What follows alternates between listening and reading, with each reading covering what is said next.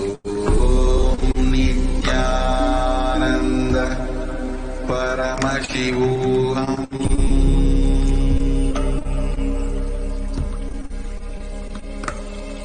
Om Nityananda Paramashivoham.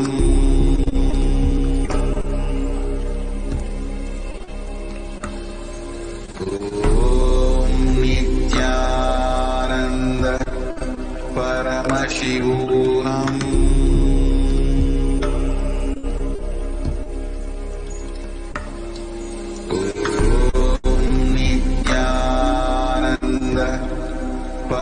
Paramashivoham.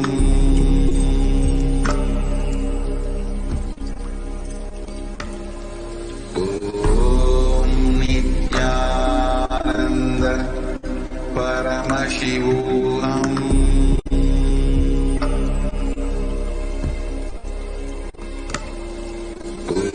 Om Nityananda Paramashivoham.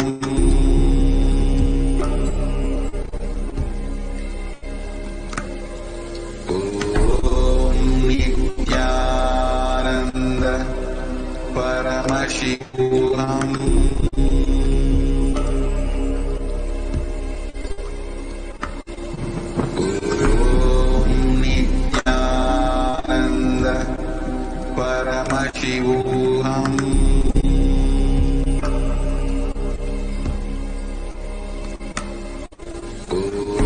Om Nityananda Paramashivoham.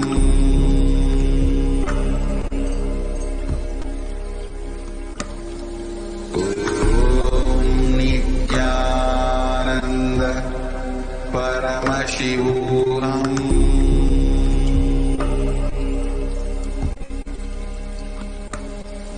Om Nityananda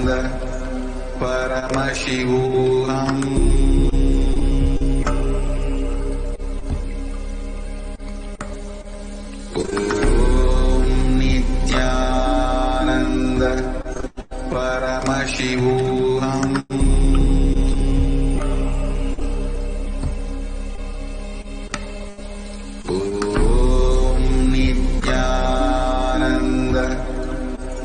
Paramashivoham.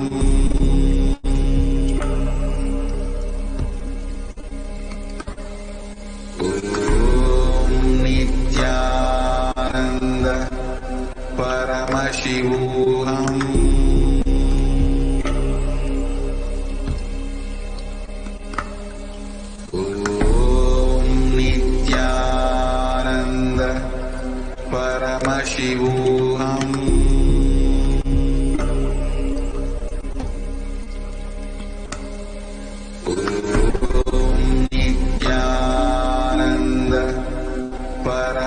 Paramashivoham.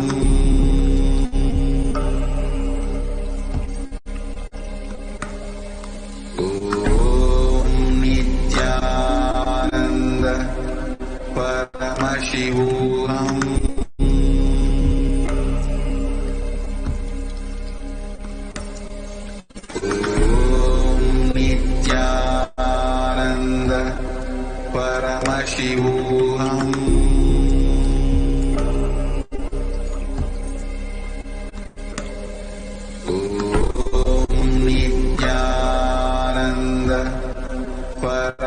Paramashivoham.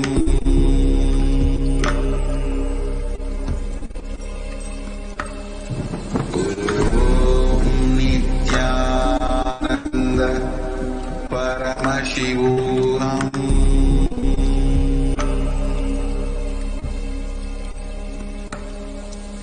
Om Nityananda Paramashivoham.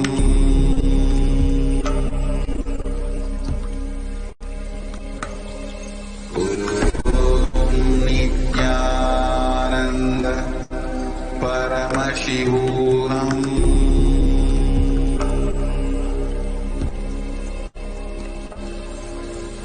Om Nityananda Paramashivoham. Om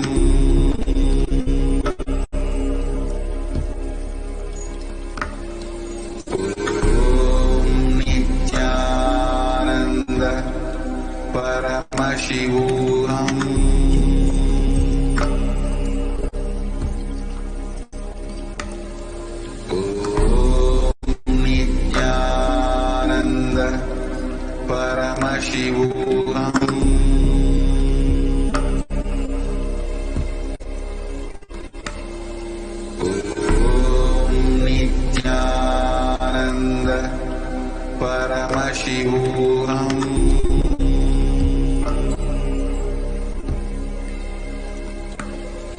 Om Nityananda Paramashivoham.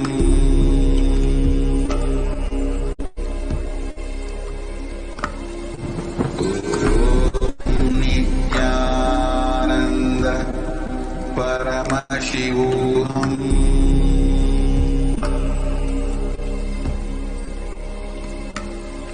Om Nityananda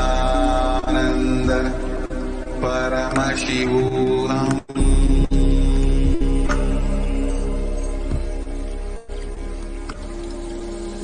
Om Nityananda Paramashivoham. Om Nityananda Paramashivoham. Om Nityananda Paramashivoham.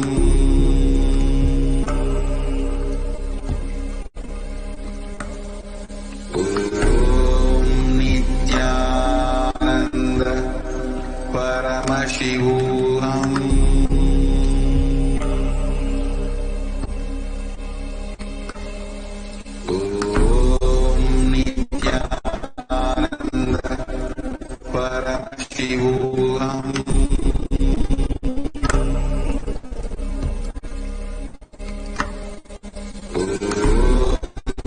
Nityananda Paramashivoham.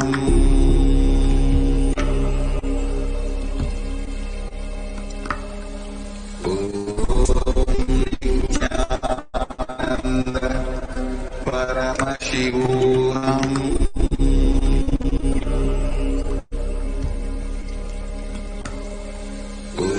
Om Nityananda Paramashivoham.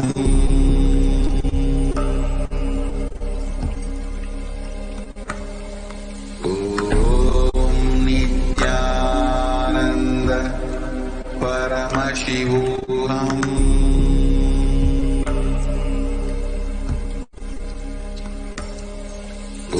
Om Nityananda Paramashivoham.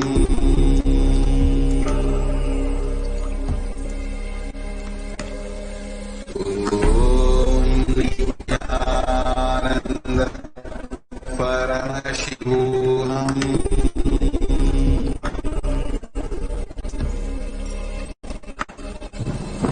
Om Nityananda Paramashivoham.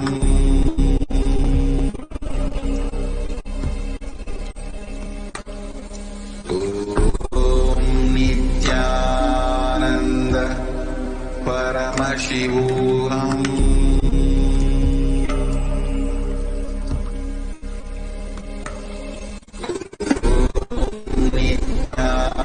Nityananda Paramashivoham.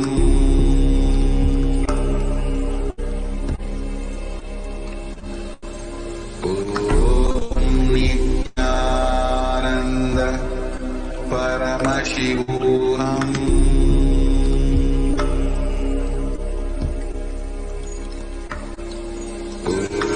Om Nityananda Paramashivoham.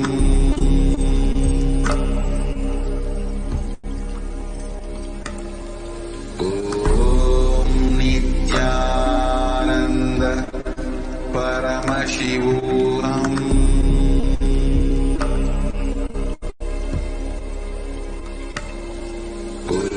Om Nityananda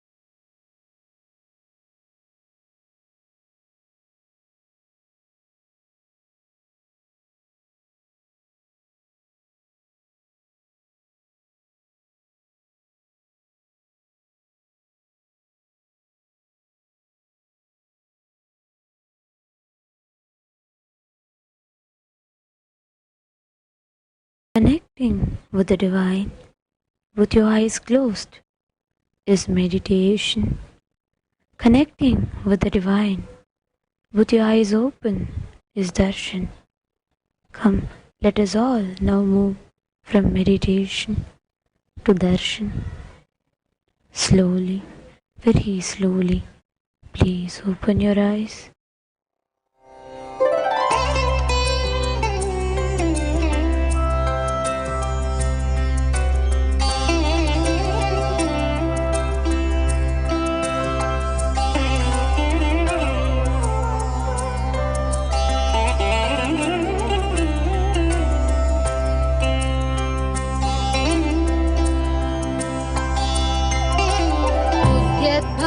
सहस्रकोटिसदृशा केयूरहारोज्ज्वला बिम्बोष्ठीं स्मितदन्तपङ्क्तिरुचिरां पीताम्बरालङ्कृता विष्णुब्रह्मसुरेन्द्रसेवितपदां तत्त्वस्वरूपां शिवां Meenakshi प्रणतोऽस्मि सन्ततमहं कारुण्यवारां निधिम्।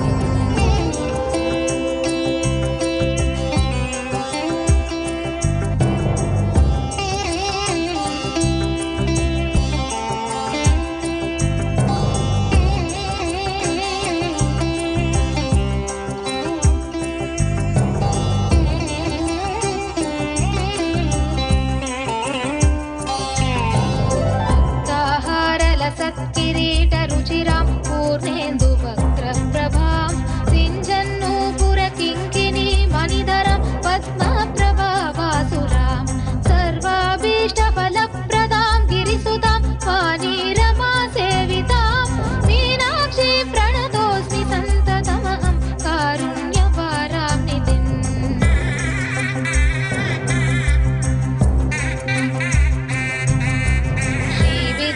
शिववामभागनिलयां श्रीङ्कारमन्त्रोज्ज्वलां श्रीचक्राङ्गितबिन्दुमध्यवसतिं श्रीमत्सभानायिकां श्रीमच्छण्मुखविघ्नराजजननीं श्रीमज्जगन्मोहिनीं मीनाक्षी प्रणतोऽस्मि सन्ततमहं कारुण्यवारां निधिम्।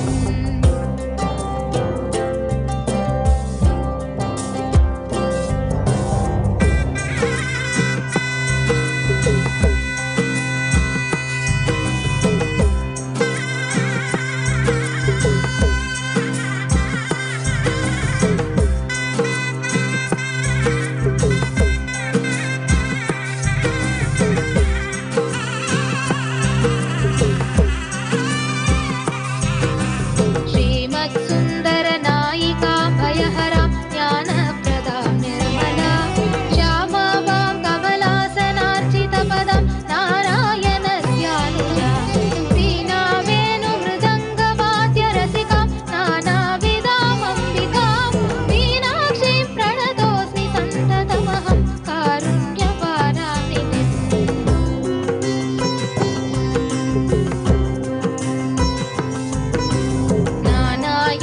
मुनीन्द्रकृन्निवसतिं नानार्थसिद्धिप्रदां नानापुष्पविराजिताङ्घ्रियुगळां नारायणेनार्चितां नादब्रह्ममयीं परात्परतरां नानार्थतत्त्वात्मिकां मीनाक्षी प्रणतोऽस्मि सन्ततमहं कारुण्यवारां निधिम्।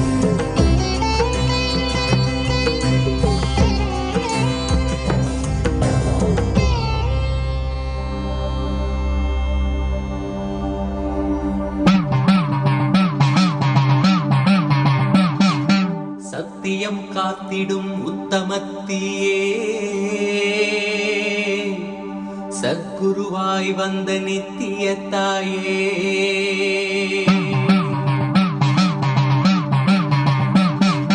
வேதங்கள் வணங்கிடும் ஆதியும் நீயே ஜோதிமலையிலே அவதரித்தாயே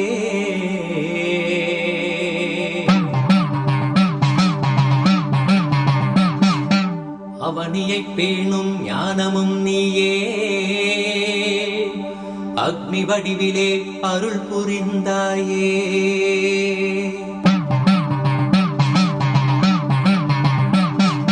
பூதங்கள் கர்மங்கள் ஐந்தையும் ஈன்றவள் நீயே அழல் உருவாகவே ஈன்றெழுந்தாயே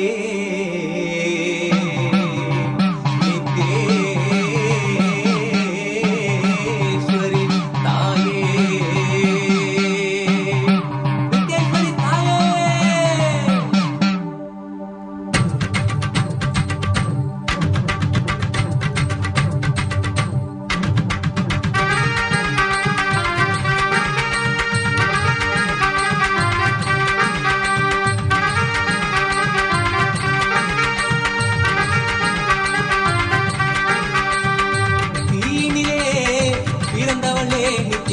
ஆனந்தத்தியே நித்யானந்தேஸ்வரி தீயினிலே பிறந்தவளே நித்ய ஆனந்தத்தியே நித்யானந்தேஸ்வரி கர்மங்களை கொன்றிட வந்தாய் நித்யானந்த தர்ம மண்ணில் வென்றிட வந்தாய் கர்மங்களை கொன்றிட வந்தாய் நித்யானந்த தர்ம மண்ணில் வென்றிட வந்தாய் தீயினிலே பிறந்தவளே நித்ய ஆனந்தத்தியே நித்யானந்தேஸ்வரி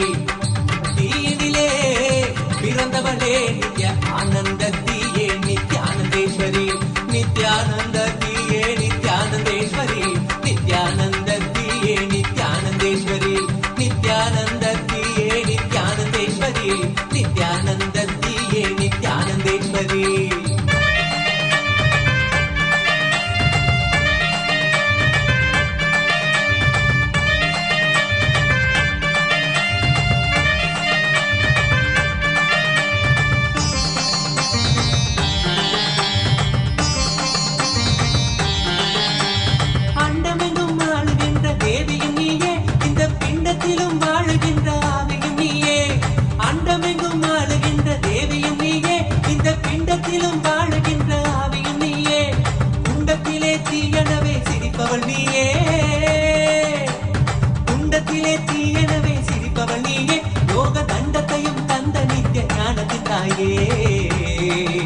யோக தண்டத்தையும் தந்த நித்த ஞானத்தின் தாயே தீயினிலே பிறந்தவளே நித்ய ஆனந்தத்தியே நித்யானந்தேஸ்வரி நித்யானந்தத்தியே நித்யானந்தேஸ்வரி நித்யானந்தத்தியே நித்யானந்தேஸ்வரி நித்யானந்தத்தியே நித்யானந்தேஸ்வரி நித்யானந்தத்தியே நித்யானந்தேஸ்வரி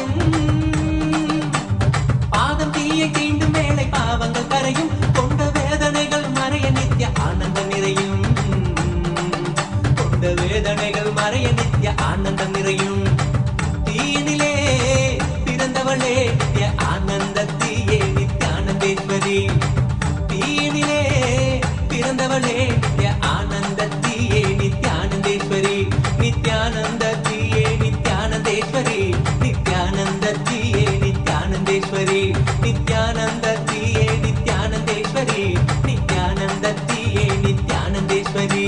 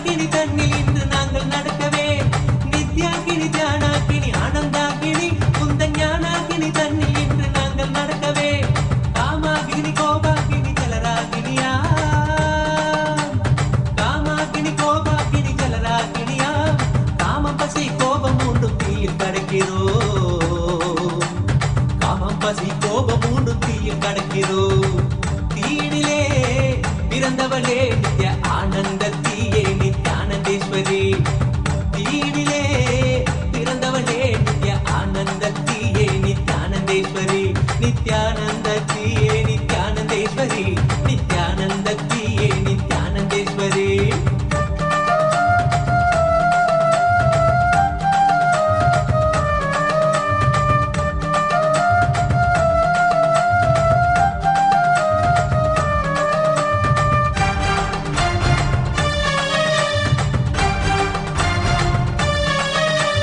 நெருப்பினிலே பிறப்பு தந்த அன்னையும் நீயே எங்கள் நித்யானந்த அக்னீஸ்வரியான தாயே நெருப்பினிலே பிறப்பு தந்த அன்னையும் நீயே எங்கள் நித்யானந்த அக்னீஸ்வரியான தாயே கடலான கருவறையில் எமை சுமந்தவளே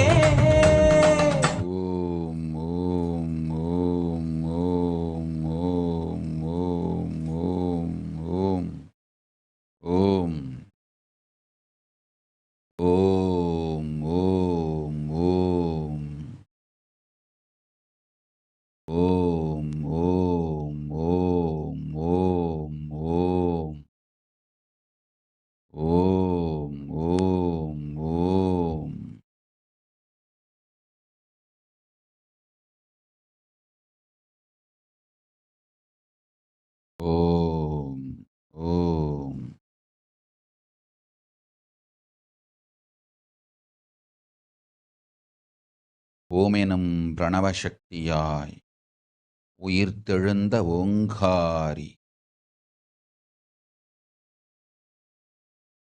பரமசிவன் மடியமர்ந்து பாராளும் பரமேஸ்வரி பரமசக்தி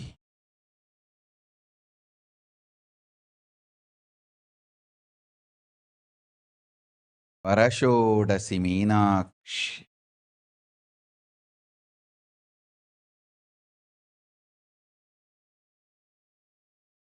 பாரில் வாழ் மாந்தர்கள் உங்களுக்கு பல நன்மைகள் செய்திட பக்குவமாய் உண்மைகள் சொல்லிட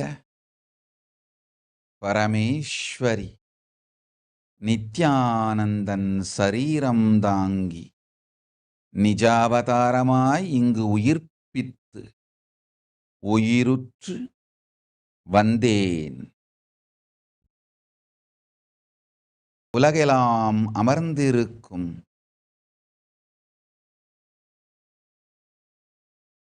மாந்தர்கள் கேளீர்,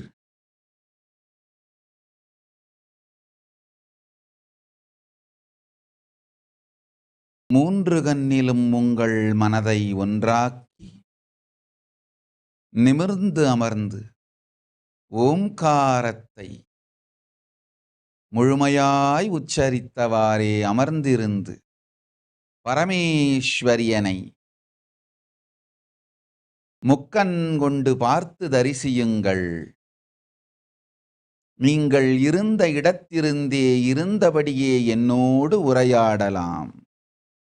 நேர் நின்று உங்கள் எல்லோரோடும் நல் உரை செய்து கேள்விகளுக்கு பதில் தந்து பிரார்த்தனைகளுக்கு வரம் தந்து கேளாது அளிக்கும் என் கேடில் புகழை காத்துக்கொள்வேன்.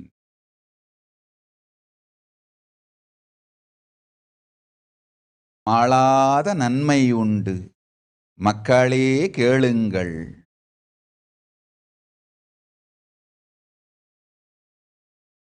ஞான ஆளாகும் சக்தியொடு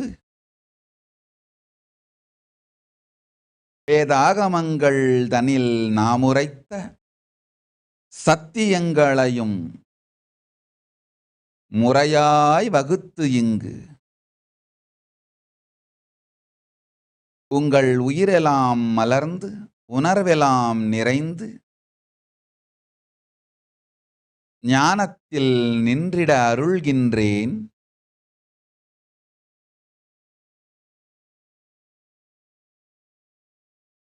பஞ்சப் பேரருளும் பொழிகின்றேன். உலகெங்கும் அமர்ந்திருக்கும் மனிதர்களே கேளுங்கள், உத்தம ஞானத்தொடு உருபொருளும் தந்து சத்தியம் அருளுகின்றேன், சங்கடமெல்லாம் தீர்ப்பேன். நம்பிக்கையோடிருங்கள், நம் மகன் தும்பிக்கையான் உடனிருப்பான். அம்பிகை நானே உங்கள் அகத்துள் அமர்ந்திருந்து சங்காரானார் சக்தி மலர்ந்திட சதானந்தம் அருளுவேன்.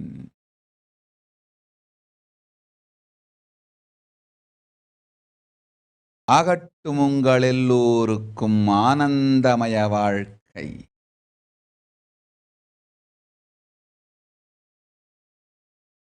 அன்னை பரமேஸ்வரி அகங்குளிர்ந்து அகிலமெங்கும் அமர்ந்திருக்கும் உங்கள் எல்லோர்க்கும் அருள் வழங்குகின்றேன். எல்லோர்க்கும் உண்டாகட்டும் எல்லா நன்மையும் ஆனந்தமும். வாழ்வீர்கள் வளத்தொடு ஞானமும் சுகமும் யோகமும் பலமும் மங்களமாயமையட்டும் என் மக்காள். வாழ்வீர்கள் வளத்தொடு.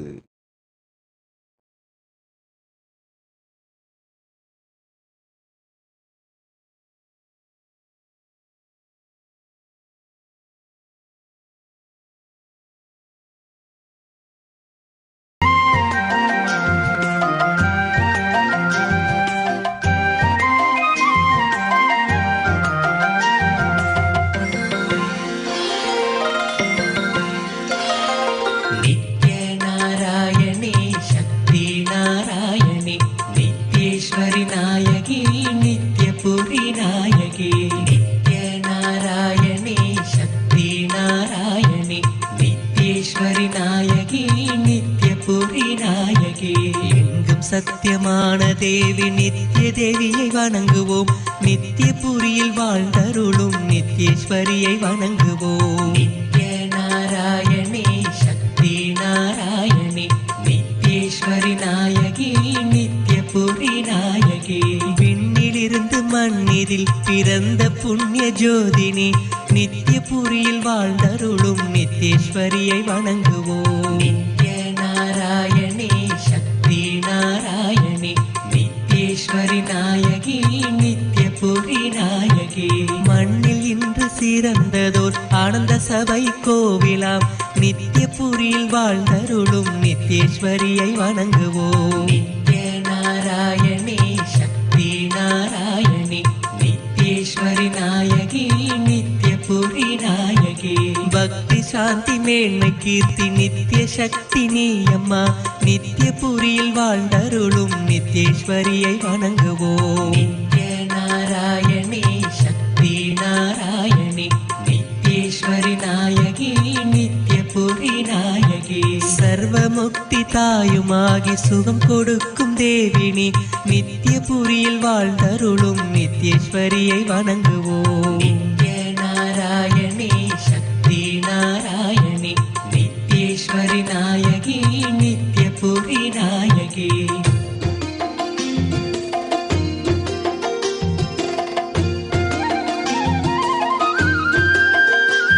ஓம் ராணி ஐயர்.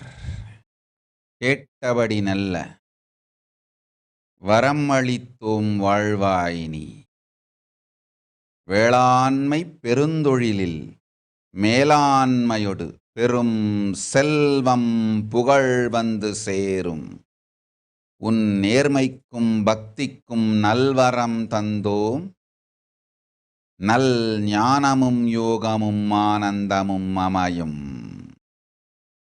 அஞ்சாதே.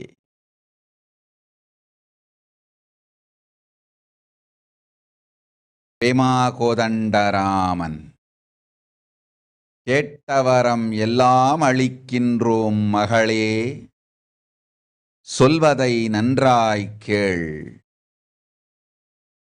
என் செல்வமகளே, செல்லமகளே, நீ எனக்கு செய்த நல் சேவையும் உயிருள் கலந்து ஒருங்குவித்து இருக்கும் பக்தியும் ஞானமும் அறிவோம் நாம். நீ என் பாகம், என்றென்றும் என்னுடன் இருந்திருப்பாய். மகளே, சொல்லும் சத்தியங்களை சுகமாய் கேட்டுக்கொள். வெளி உலகு என்று ஒன்று இல்லை, இருப்பது ஒன்றே, அது உலகு. அது உள் இருப்பதால்தான் உலகு. பிரபஞ்சத்தின் அலகிலே உலகு என்பது ஒன்றே, அது உள்ளிருப்பது. உள்ளிருக்கும் உலகிலே உவப்போடு ஆனந்தத்தோடு நிறை நிற்பாய். நிறைந்த ஆனந்தத்தோடு உள் உலகில் இருந்திடக் கற்பாய். அது ஒன்று போதும். வெளி உலகின் பொறுப்பும் குடும்பமும் குலமும் தானே ஆனந்தமாய் தன்மயமாய் மலர்ந்திடும். தன்மயத்தில் நித்யானந்தமயமாய் இரு. உன் மயத்தில் உலகில், உள்ளிருக்கும் உலகில் நித்யானந்த நிலையில் நிம்மதியோடு இருந்திடு. பரமசாந்த ஸ்வரூபத்தில் நிறைந்து இருக்க கற்றிடு. இது ஒன்று போதும். என்னுள் இருந்து பிறந்தது உன்னுள்ளிருக்கும் உலகு. என்னுள் இருந்து இறந்தே பிறந்தது வெளியுலகில் இருக்கும் மாயை. என்னுள் இருந்து ஹிரண்ய கர்ப்பமாம் பரமேஸ்வரி. என்னுள் இருந்து பிறந்தது உன் உள்ளிருக்கும் உலகு. இறந்தே பிறந்தது வெளி உலகப் பெருமாயை. வெளி உலகப் பெருமாயைக்காய் உன் வாழ்வை வேதனையாக்கிக் கொள்ள வேண்டாம். என் உணர்வோடு எனை உன்னில் நிறுத்தி உள்ளுலகில் ஆனந்தத்தோடிருக்கும் ஒரு பணியைச் செய். குடும்பமும் குலமும் தானே நன்மையோடிருக்கும். தயக்கமோ பயமோ வேண்டாம். உள்ளிருக்கும் உலகை மாற்ற வெளியிருக்கும் உலகு தானாய் நித்யானந்தமயமாய் மாறும். எல்லாம் ஒன்றே என்பது உனக்கும் புரியும். உனக்குள்ளிருக்கும் என் சக்தியும் மலரும். மன மாயை தன்னை நானே அழிக்கின்றேன். அஞ்சாதே மகளே. குணத்தாலும் மாற்றத்தாலும் சூழலாலும் மாறும் மனத்திற்கு தனியிருப்பு ஒன்றும் இல்லை. மனம் என ஒன்று இல்லை என்பதை உணர்ந்திடு. மாயைத்தனத்தாலே செய்த முடிவுகளை விட முடியாது. அகங்காரம் இருமாப்பால் அவற்றை பற்றி கொண்டு இருக்கும் தனமே மனம். விட்டிடு மனத்தினை, வேதனை அழிந்திடும். என்னுள் இருந்து பிறந்தது புத்தி, இறந்தே பிறந்தது மனம்.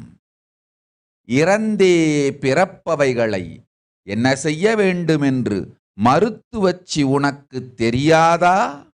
மகளே, இறந்து பிறந்ததை எடுத்தெறிவதே தாய்க்கும் நன்மை, இருந்து வாழ வேண்டிய உயிர்களுக்கும் நன்மை. மருத்துவச்சி நீ அறியாததா இது? உன் மனம் இறந்தே பிறந்தது. எடுத்தெறிந்து விடு. அதுவே உனக்கு நன்மை. ஞானமும் அருளும் ஆனந்தமும் எனைப்போல் உனக்குள் சுரந்திட அருள் செய்கின்றேன். நானே உன்னுள் இருப்பேன் நல்லவளே, வாழ்வாய் நீ வளத்தொடு வல்லவளே. ஞானமும் பரமசிவ சக்தியும் தந்தோம், அஞ்ச வேண்டாம்.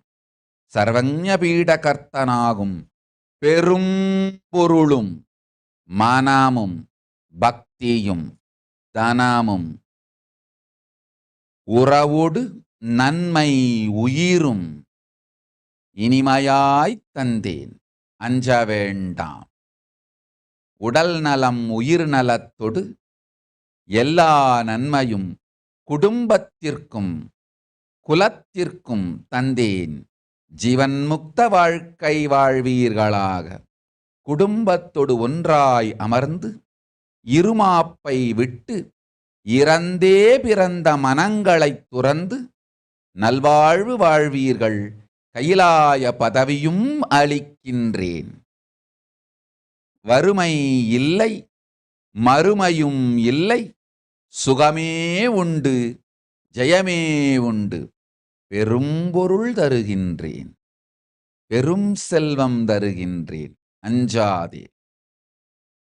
நல்லதன்மையால் விளைந்த செல்வம், நல்ல செயல் செய்யவே வழி செய்யும் செல்வம். நல்ல தன்மையால் செல்வம் விளைந்து நல்ல செயலுக்காய் செலவாகி மீண்டும் நல்ல தன்மையால் செல்வம் விளைந்து மீண்டும் நல்ல செயற்காய் செலவாகி செல்வத்துள் நன்மையொடு வாழும் இந்திர லோக பதவி தந்தோம்.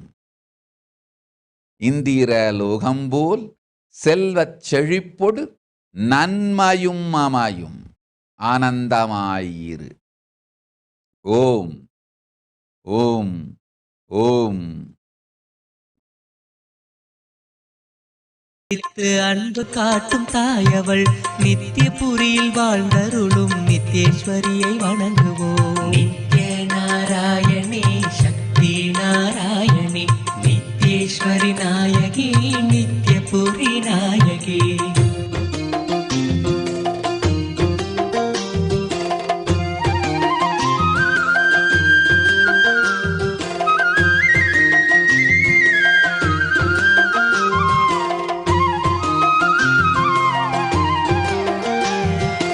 அபயம் என்று வந்த போதபாயம் போக்கி மகிழ்பவள் நித்யபுரியில் வாழ்ந்தருளும் நித்யேஸ்வரியை வணங்குவோம். நித்ய நாராயணி சக்தி நாராயணி நித்யேஸ்வரி நாயகி நித்யபுரி நாயகி.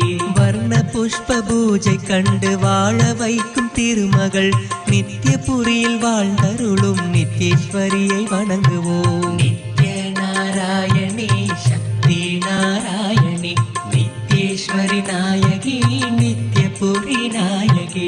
ஸ்வர்ணமாக ஜோதியாக நெய் விளக்கில் தெரிபவள் நித்யபுரியில் வாழ்ந்தருளும் நித்யேஸ்வரியை வணங்குவோம். நித்ய நாராயணி சக்தி நாராயணி நித்யேஸ்வரி நாயகி நித்யபுரி நாயகி.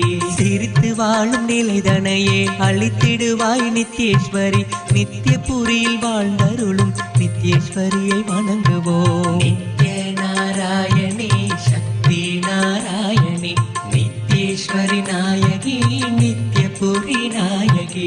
காண வேண்டி வாசல் வந்து கண்டு கொண்டேன் ஆனந்தம் நித்யபுரியில் வாழ்ந்தருளும் நித்யேஸ்வரியை வணங்குவோம். நித்ய நாராயணி சக்தி நாராயணி நித்யேஸ்வரி நாயகி நித்யபுரி நாயகி.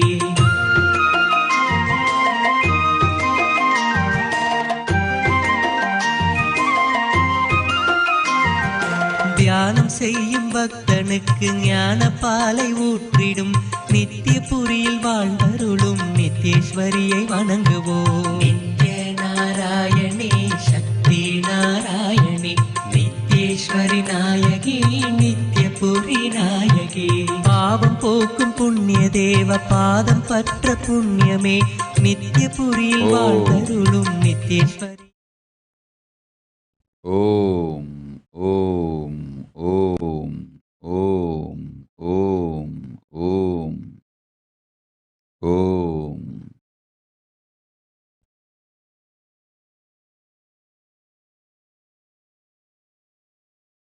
உலகெங்கும் அமர்ந்து உளமெலாம் நிறைந்து பிரார்த்தனை பொங்க கண்களெல்லாம் கரைந்து பக்தியோடு தன் வேதனைகள் உருக சோதனைகளெல்லாம் கரைய பிரார்த்தித்துக் கொண்டிருக்கும் பக்தர்களே, ஓம் ஓம் ஓம் ஓம் ஓம் என உச்சரித்து உளமாற என்னோடு உயிரை இணைத்துக் கொள்ளுங்கள். உங்களுக்குள்ளெல்லாம் இப்பொழுதே நிறைவேன், நிறைந்த நற்பேரருளும் அளிக்கின்றேன், நிஜமான சக்தியும் தருகின்றேன். சங்கடம் வேண்டாம், சதுர்முகன் கையெழுத்தை நம் சூலத்தால் மாற்றி சுகத்தை அளிப்போம். அஞ்சாதீர்கள். ஓம் ஓம் ஓம் ஓம் ஓம். குமார் சுவாமிநாதன். நல்லவை எல்லாம் தருகின்றோம். சர்வஞபீட கர்த்தனாகும் மனமும் தனமும் ஞானமும் யோகமும் குடும்பமும் குலமும் எல்லா நன்மையும் அளிக்கின்றேன். அஞ்ச ஒன்றும் இல்லை, அஞ்ச வருவதும் இல்லை, அம்பிகை துணையிருக்கின்றேன். ஆனந்தத்தோடிரு, பெரும் செல்வமும் தருவோம், சிறப்பும் தருவோம், நன்மையும் தருவோம், ஞானமும் தருவோம்.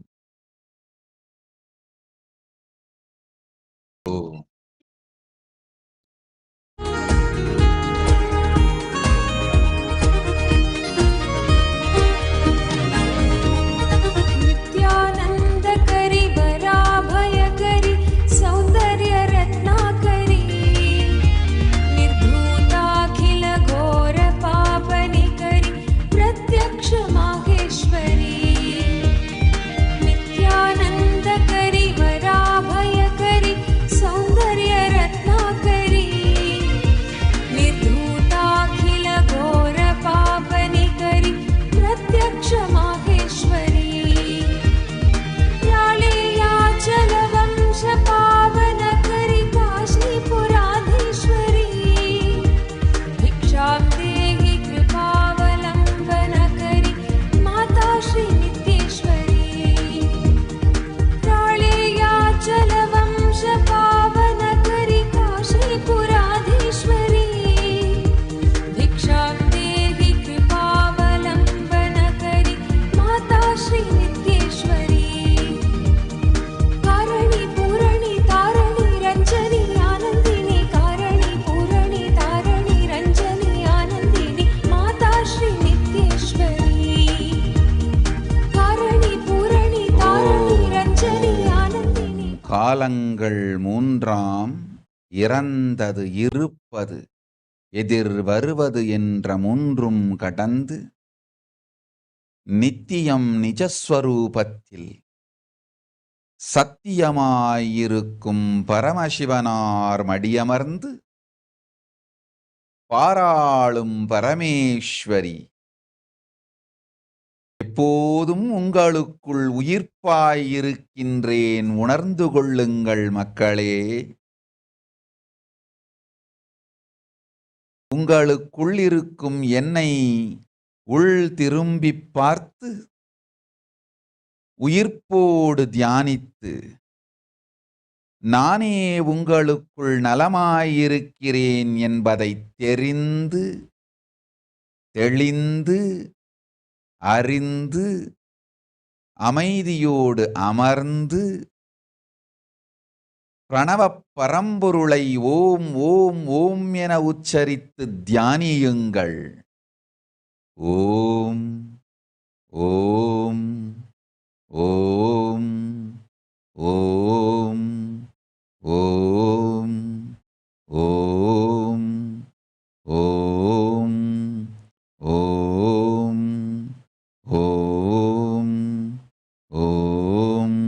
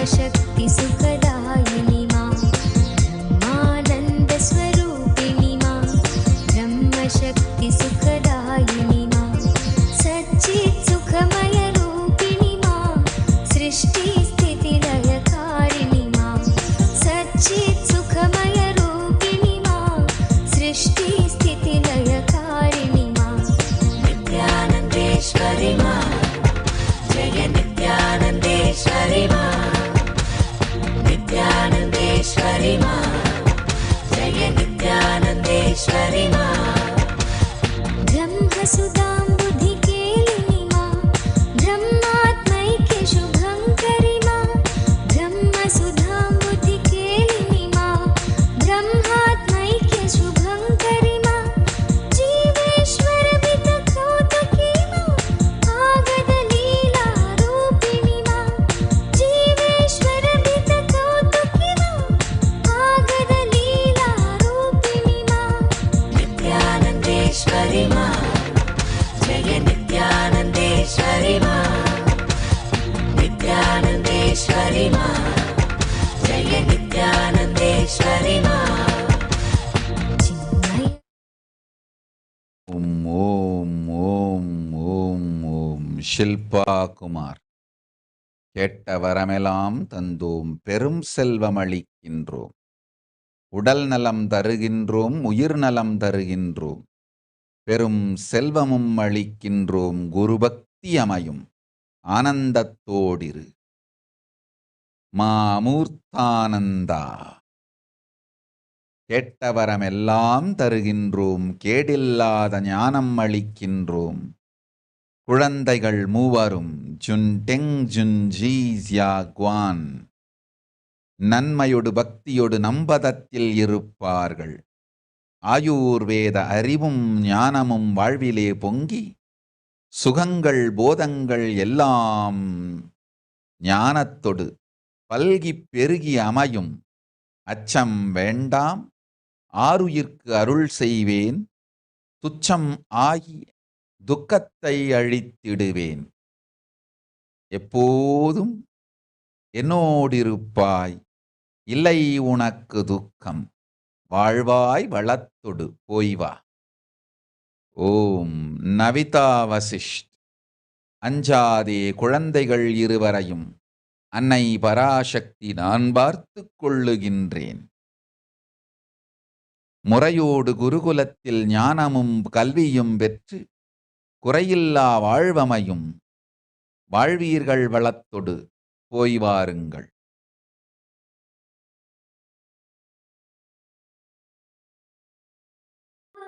हृदिनर्तिनि मां जीवशिवान्तरवर्तिनि मां नित्यानन्देश्वरि मां जय नित्यानन्देश्वरि मां नित्यानन्देश्वरि मां जय नित्यानन्देश्वरि मां जगजननी जयदायिनि मां तडिल्लसितसौदामिनि मां जगजननी जयदायिनि मां तडिल्लसितसौदामिनि मां सीतारामाकारिणि मां कृष्णराधिकारूपिणि मां सीतारामाकारिणि मां कृष्णराधिकारूपिणि मां नित्यानन्देश्वरि मां जय नित्यानन्देश्वरि मां नित्यानन्देश्वरि मां जय नित्यानन्देश्वरि मां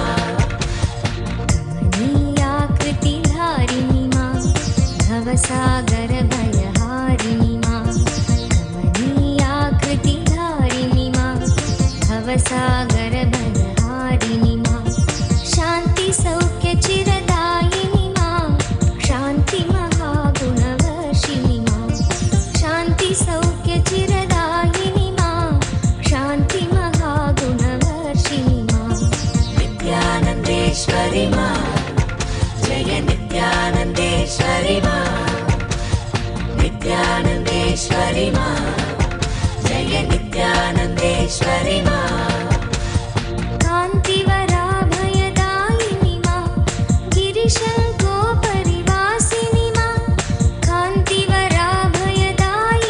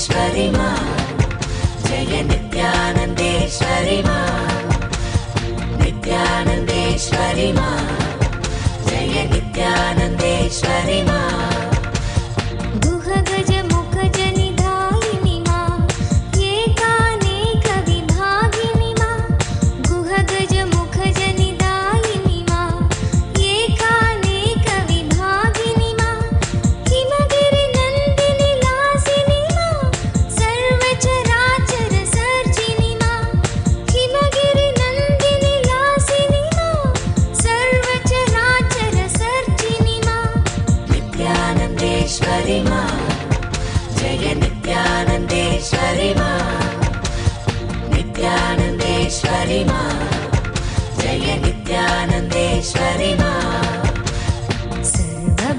सर्वभवामयवारिणि मा सर्वजगत्त्रय साक्षिणि मा सर्वभवामयवारिणि मा सर्वजगत्त्रय साक्षिणि मा निखिलादीश्वरि योगिनि मा येलागन्धसुखेशिनि मा निखिलादीश्वरि योगिनि मा येलागन्धसुखेशिनि मा नित्यानन्देश्वरि मा जय नित्यानन्देश्वरि मा नित्यानन्देश्वरि मा जय नित्यानन्देश्वरि मा चिन्मय सुन्दर रूपिणि मा परमानन्द तरङ्गिणि मा चिन्मय सुन्दर रूपिणि मा परमानन्द तरङ्गिणि मा रम्यकान्ति चिरधारिणि मा समस्त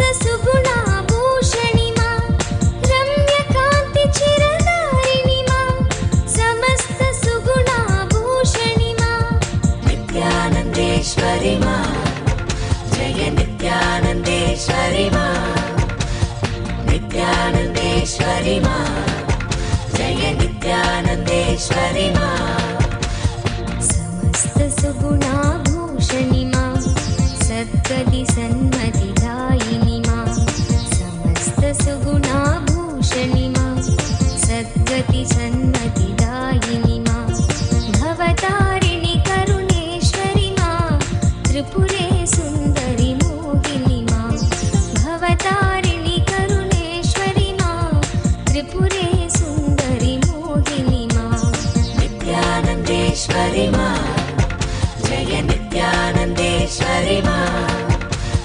नित्यानन्देश्वरि मा जय नित्यानन्देश्वरि मा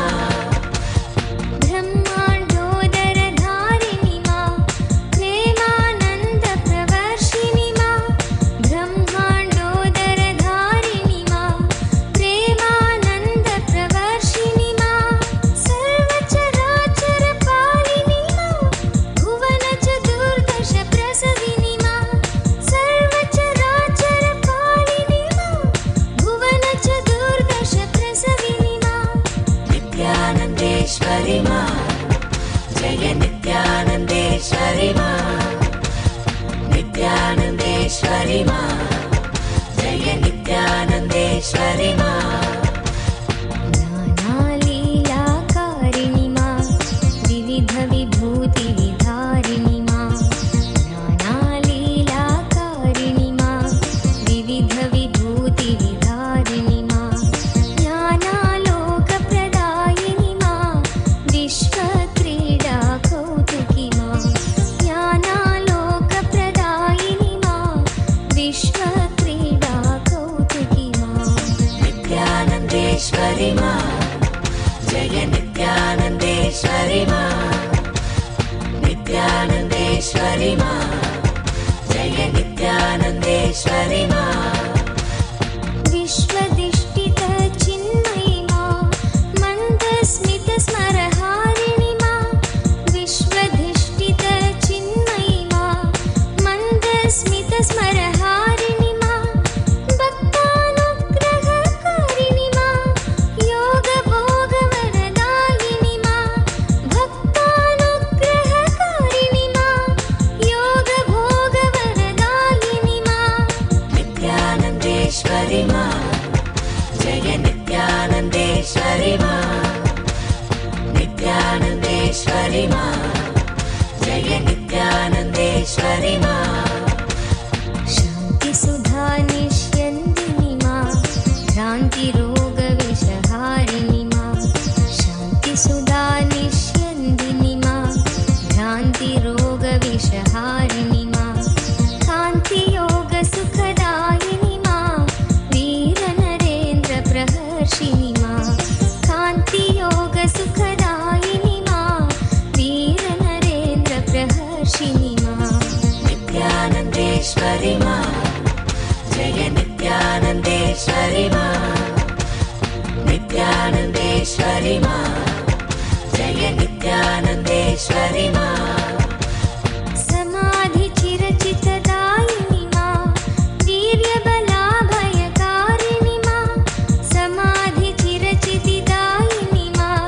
वीर्यबलाभयकारिणि मा तापत्रयभयहारिणि मा सर्वोत्तुङ्गसुवासिनि मा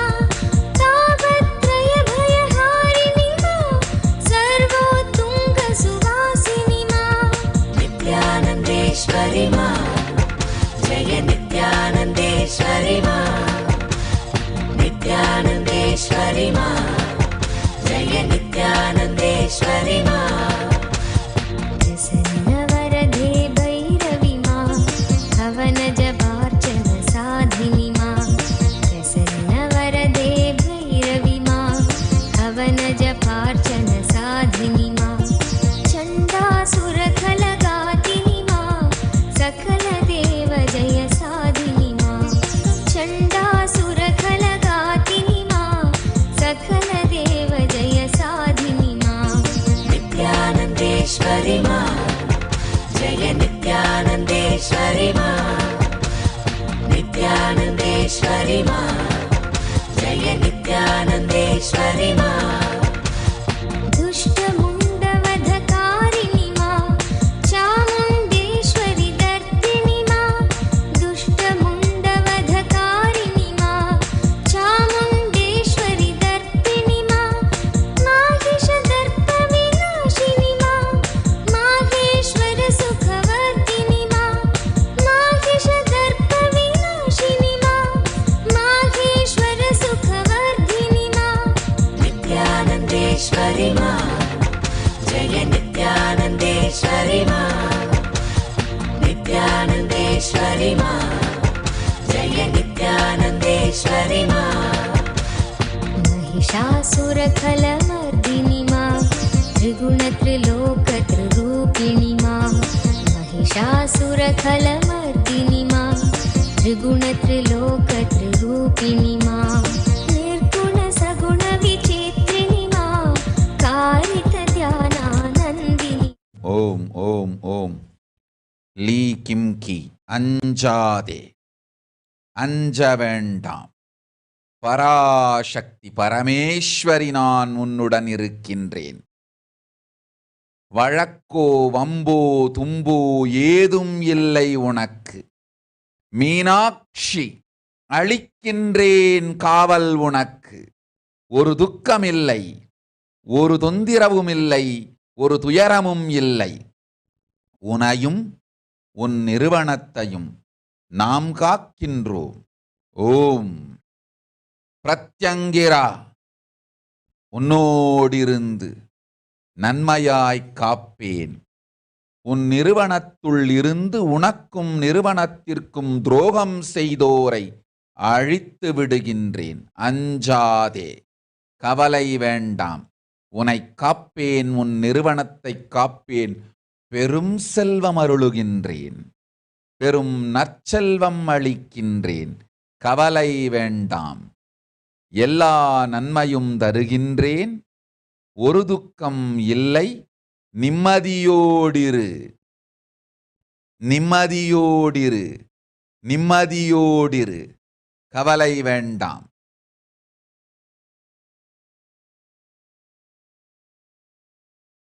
ஓம்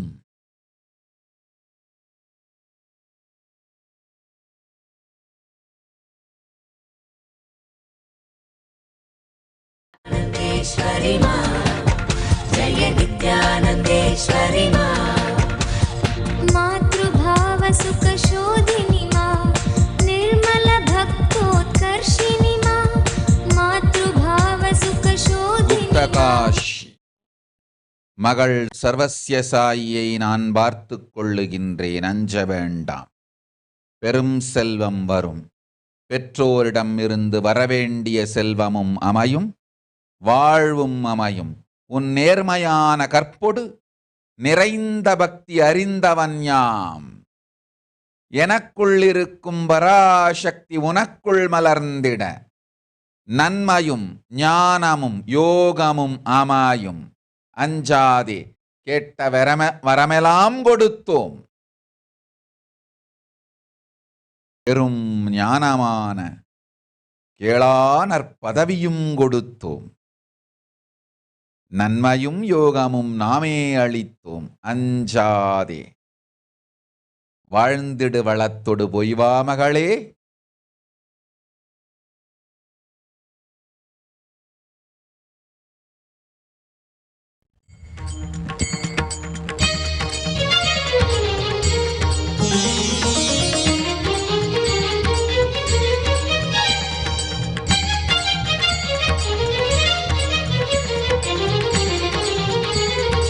ओंकारी आनंद नित्येश्वरी परमेश्वरी नित्य नित्येश्वरी ओंकारी आनंद नित्येश्वरी परमेश्वरी नित्य नित्येश्वरी नमस्ते शरण्ये शिवे सानुकंपे नमस्ते जगद्व्यापिके विश्वरूपे नमस्ते शरण्ये शिवे सानुकंपे नमस्ते जगद्व्यापिके विश्वरूपे नमस्ते जगद्वन्द्यपादारविन्दे नमस्ते जगत्तारिणि त्राहि नित्ये नमस्ते जगत्तारिणि त्राहि नित्ये ओंकारी आनंद नित्येश्वरी परमेश्वरी नित्य नित्येश्वरी ओंकारी आनंद नित्येश्वरी परमेश्वरी नित्य नित्येश्वरी नमस्ते जगच्चिन्त्यमान स्वरूपे नमस्ते महायोगिनी ज्ञानरूपे नमस्ते जगच्चिन्त्यमान स्वरूपे नमस्ते महायोगिनी ज्ञानरूपे नमस्ते नमस्ते सदानन्दरूपे नमस्ते नमस्ते सदानन्दरूपे नमस्ते जगत्तारिणि त्राहि नित्ये नमस्ते जगत्तारिणि त्राहि नित्ये ओंकारी आनंद नित्येश्वरी परमेश्वरी नित्य नित्येश्वरी ओंकारी आनंद नित्येश्वरी परमेश्वरी नित्य नित्येश्वरी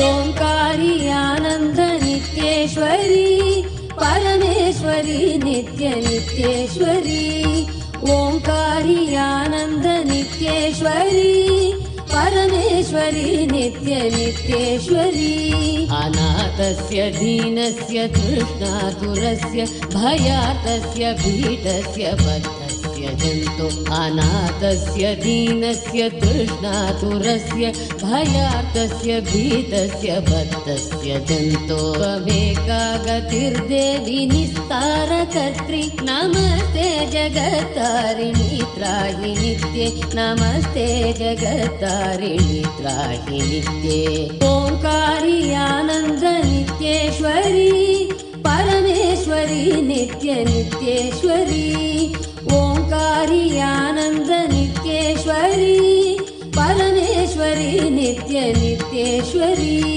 अरण्ये रणे दारुणे रात्रुमध्ये नले सागरे प्रान्तरे राजगेहे अरण्ये रणे दारुणे रात्रुमध्ये नले सागरे प्रान्तरे राजगेहे त्वमेका गतिर्देवी निस्तारनौका त्वमेका गतिर्देवी निस्तारनौका नमस्ते जगत्तारिणि त्राहि नित्ये नित्ये ओंकारी आनंद नित्येश्वरी परमेश्वरी नित्य नित्येश्वरी ओंकारी आनंद नित्येश्वरी परमेश्वरी नित्य नित्येश्वरी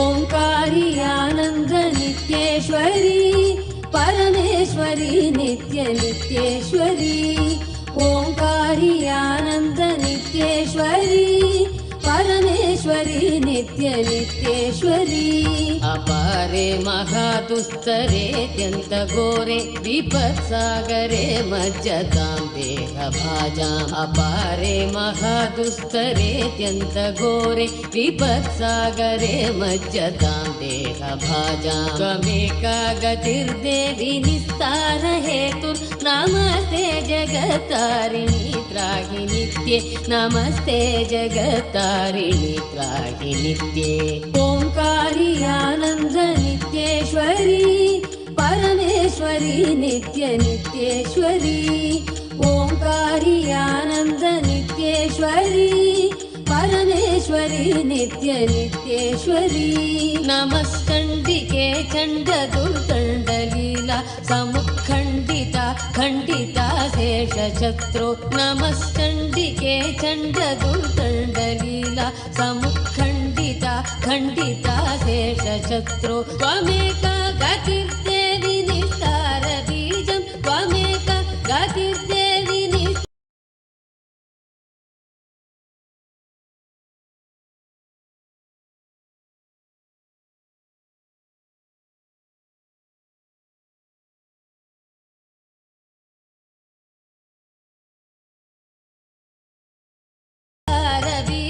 नमस्ते जगतारिणि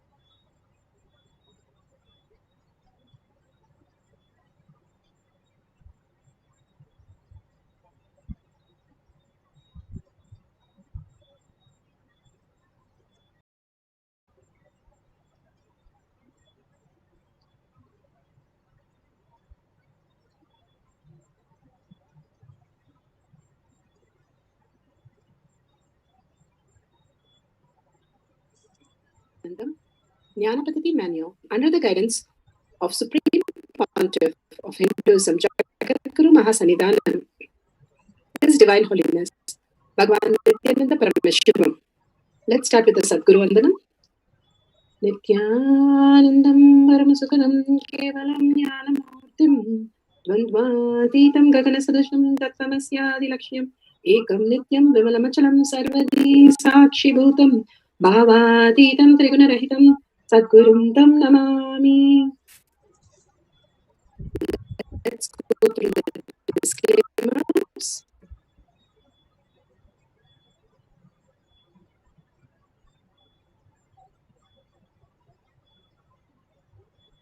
Security measures. No photography, video, audio recording. Important cautions.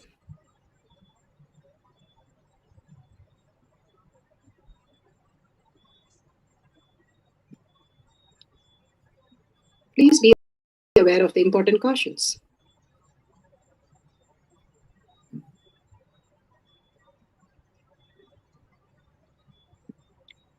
What is spa manifestation? Let's hear from Bhagavan himself explaining what is spa manifestation. all the 25 states of consciousness, when they happen in you, due to your chemicals and hormones ups and downs, it is powerlessness. When it happens in you, out of your free will and consciousness, it is powerfulness. That's all. When you fall into sleep, it is powerlessness. When you enter into sleep, it is powerfulness. When you fall into dream, it is powerlessness. When you decide to dream, it is powerfulness. So I've added the ultimate powerfulness, Turiyatita, in your whole being and doing. Manifest all the powers. Understand, power manifestation is nothing but cognitive shift. It is not work. It is cognitive shift. Understand? It is just cognitive shift. It's not work. Work is a 4-letter word. Power manifestation is cognitive shift. Playing with life. Playing with being alive. Static matter, dynamic activity, strategic existence, all these three has no boundary. You are one with it. You are alive in everything. Everything listens to you. Everything decides as you want.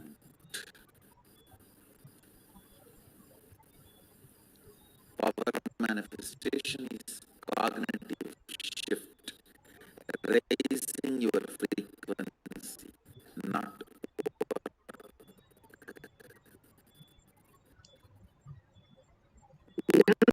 Let's understand who is Paramashiva. Bhagavan himself has beautifully explained the Paramashiva in all of us.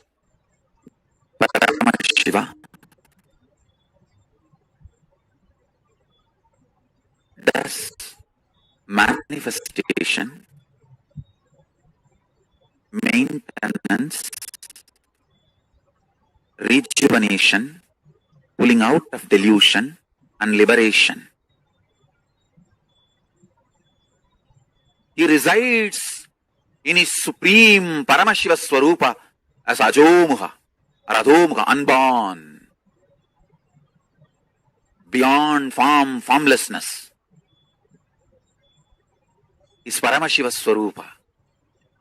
That Paramashiva Swarupa manifests with these 5 faces as Sadashiva, Tatpurusha, Vamadeva, Ahora, Satyojata, Ishana. 5 faces he manifests and does the Panchakritya, Srishti, manifestation, Sthiti, sustenance, Samhara, rejuvenation, Trobhava, pulling out of delusion, Anugraha, liberation. Understand? He does all these 5 jobs.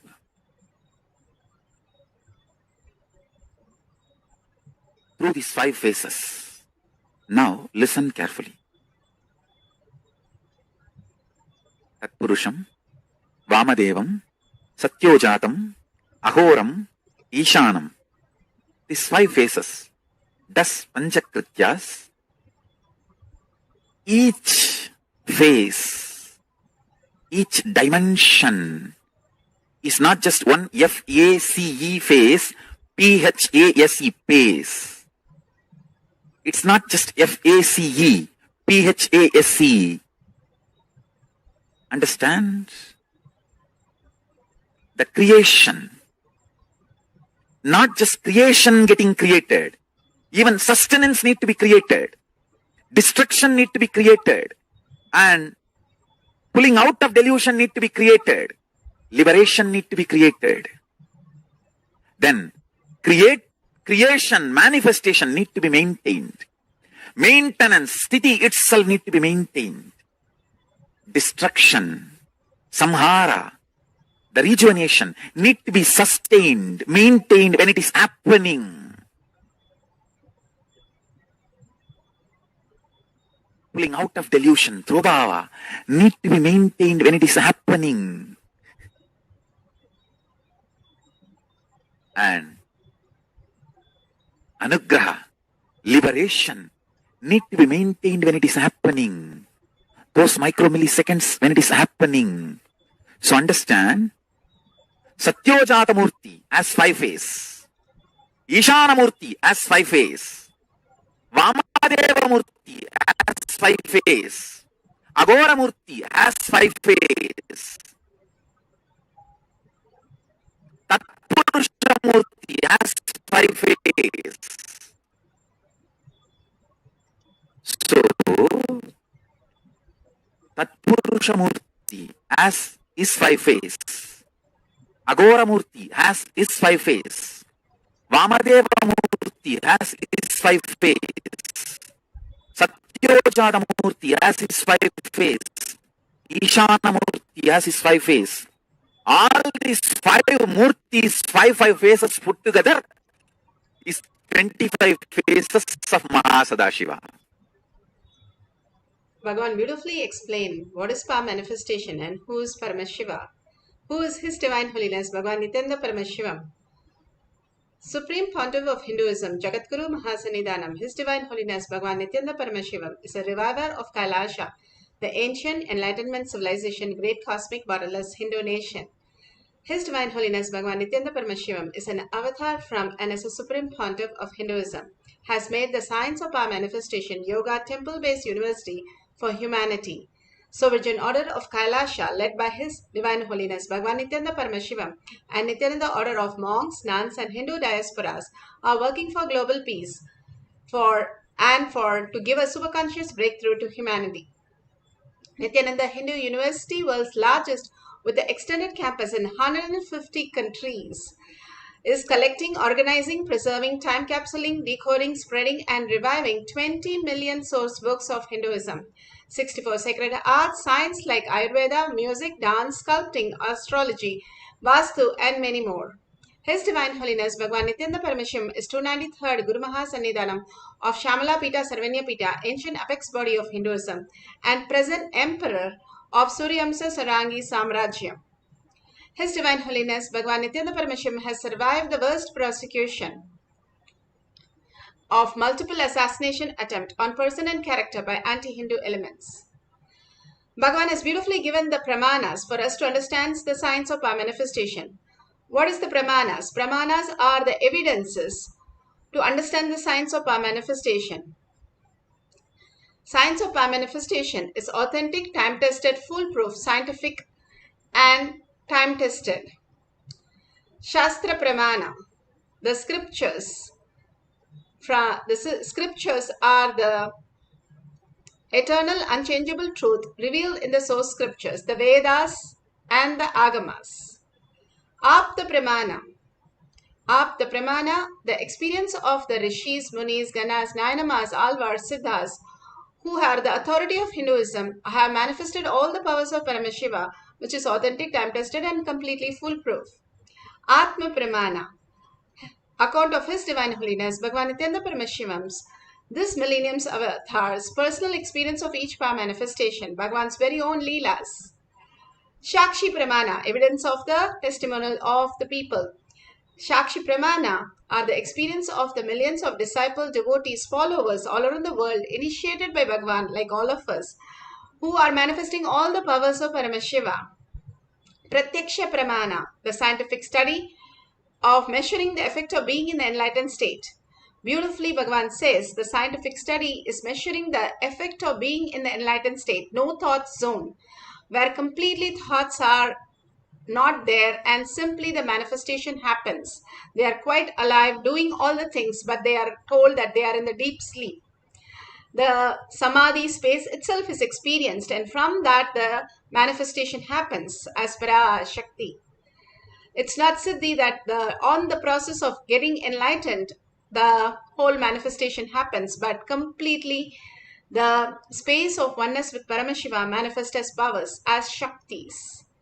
Now let's go to the Shastra Pramana. Shastra Pramana are the eternal, unchangeable truth revealed in the source scriptures, the Vedas and Agamas. Vijnana Bhairava Tantra.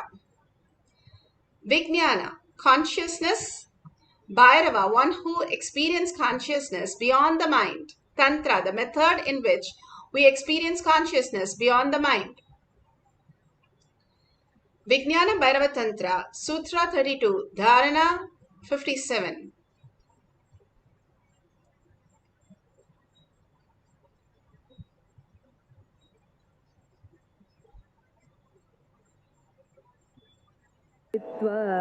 निराधारं विभावयन् स्वदेहं मनसि क्षीणे शनादक्षीणाशयो भवेत् आसने शयने स्थित्वा निराधारं विभावयन् स्वदेहं मनसि क्षीणे शनादक्षीणाशयो भवेत्. Vijnana Bhairava Tantra, Sutra 82, Dharana 57. Bhagavan Paramashiva says, being situated on a comfortable seat or on a bed, firmly cognize that the own body is without any support or base from anywhere. It is resting on nothing. By holding this cognition, when the mind becomes own away, and thoughtlessness arises, then in the instant, one becomes weightless and experience the space beyond the mind, the space of oneness with Paramashiva. Beautifully, there is a reference for each of that Bhagavan has beautifully downloaded for us to experience the highest reality of superconscious breakthrough in each of us. Holding that Paramashiva space and manifesting as Parashakti is the only thing that we need to manifest, Bhagavan beautifully said. It's for all of us to understand that the very nature of us to expand in oneness with the highest ultimate space of Parashakti. Devi herself with such a beauty, such a overflowing joy, love and compassion, and simply removing all the karma, uncompromised compassion that she overflows into all of us, bringing us into the space of oneness, space of thoughtlessness, and experience the highest cognition. When we entangle with Devi, when she is in the bhava, simply we also experience the same thing. That's what Bhagavan beautifully says. When Kalabhairava lands, he reads the Akashic record. When Devi lands, she lands in everybody who's ready to receive. When we are ready to receive simply what he wants, he can manifest in us as our reality, which is also a blessing from him for us to experience that. That is the ultimate oneness that we can experience with Parashakti and manifest our life. These power manifestation is not just to move the coconut or just do a third eye reading, but it moves and shifts our own life into a higher reality.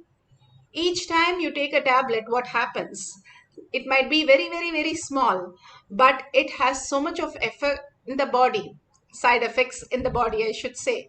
We believe the science, but if we believe even little bit that Devi is the only thing which we are residing in, why we manifest breathing, why we manifest talking, why we manifest walking, which is all such complicated thing, the digestion, still there's no system which can make the food into blood and give all the vitamins to the body. But our body does it all the time. Such amazing manifestation that happens in our body in all the synchronicity that happens. The Devi herself manifests in all these forms. For us to manifest our simple realities, she will simply manifest if we reside as Devi herself. It's the very nature of us. Instead of getting deluded from the outside world, which does not exist the way we perceive, Bhagavan says. It is also there. The body is also there. The mind is also there.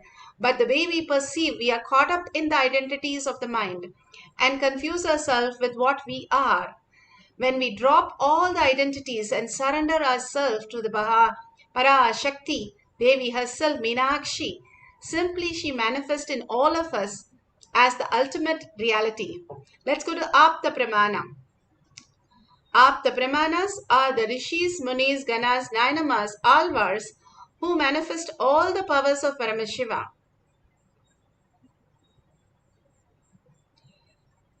Apta Pramanas have manifested all the powers and which is time tested, authentic, foolproof and completely scientific, and all this now slowly science is coming and proving all these details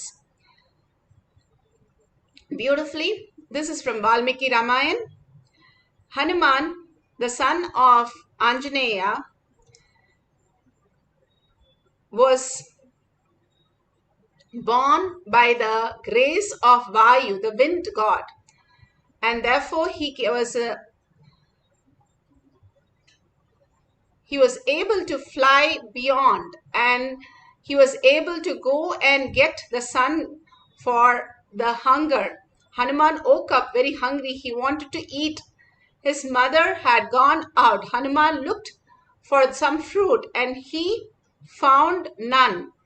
So he was looking at the rising sun and started moving towards it. And simply Indra was there to protect him, protect the sun and save him. This was beautifully spotted at the child flying towards him at the enormous speed and simply charging at the sun god. And Indra came in the white elephant and he saved the sun, and Hanuman forgot about his food and started playing with the elephant. The beautiful, all this narration gives us the possibility of how we can be and ultimately be in the highest space of oneness and manifest as powers. Each of the instant that Hanuman had demonstrated to tell us that the possibility in each of us, when we are in the oneness space in our inner core, we can manifest all the reality. Whether it is Hanuman, whether it is Krishna, whether it is Indra, all of us are superconscious being. We came here down to planet Earth to realize that Bhagavan says we can experience the highest reality. Here the levitation was unimaginable, him moving to the sun. And beautifully the narration goes how Indra saved the sun and he started playing with the elephant. Bhagavan himself narrates in the Atma Pramana. Atma Pramana is Bhagavan's very own experience. You can see the Hanuman catching the sun and Indra coming on the white elephant to save the sun. Bhagavan is talking in the Atma Pramana of how we can experience the higher consciousness. I can say from my observation the tree looked very real because the leaves were there, fruits were there, the bird's sound I remember, birds were there, and in the breeze the tree was moving.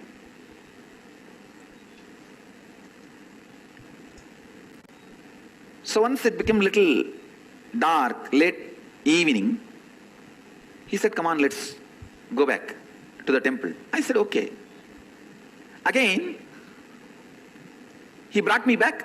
While we entered the cave, again he was holding my hand. When we came out of the cave to the place exactly where we entered, there only he just left my hand. I saw when he left my hand only, I came to the physical awareness. So either he took my metaphysical body to his metaphysical space, or he took my physical body itself to that metaphysical space. In these two, any one is possible. Because the cloth is there physically with me, I feel it was physical happening. But because it was completely otherworldly, looked out of the world, I am not able to say it is only physical. I'll explain why in the next continuously. That's all. Now my ecstasy is too much. The ecstasy is too much. That new kavi, oh God.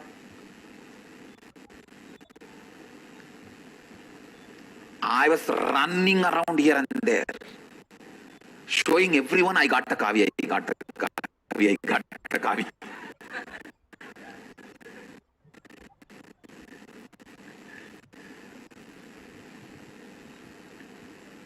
He left me in the temple saying that you can go now, and he went away inside his cave. First person I ran was my guru, Mata Vibhudananda Devi, Vibhudananda Puri. Her name was Kuppammal, local name. I ran to her and showed, see, I have kavi, I got kavi. But I did not get the joyful response from her. She became too serious. I did not actually expect serious response from her. I thought she will be very happy. She became very serious and asked, who gave you this kavi? I said, why? She said, giving kavi means they gave you sannyas. Actually, she was waiting to give sannyas to me. And how did they give sannyas without asking your father and mother? Now your father and mother, your parents will ask only me. Who gave you the kavi? I got a little frightened. I told there is a sadhu in the temple. He gave me the kavi. Take me to him.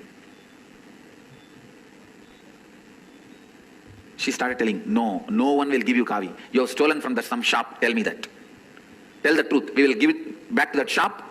I will not tell your grandfather. My grandfather is well known in the city. Sorry, in the village. So everyone will be afraid of my grandfather, mother's father.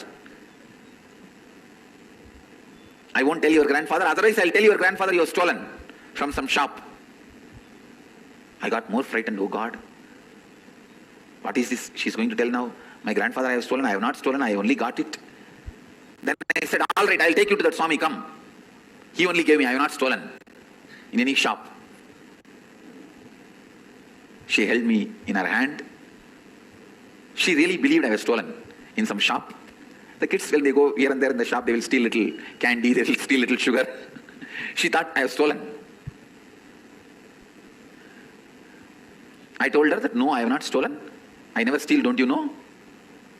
She has high regard for me, but I don't know why. She was also confused. She wants to verify directly. When I took her directly to the cave, and I started calling Swami, Swami, Swami. He did not come out. Almost 9 months. I know him. He is around me. Never. He missed coming out. He did not come out. That's all. I was shocked. One side I have to prove to her I have not stolen. Other side she is now making a big ruckus that I have been given sannyas without the parents' permission.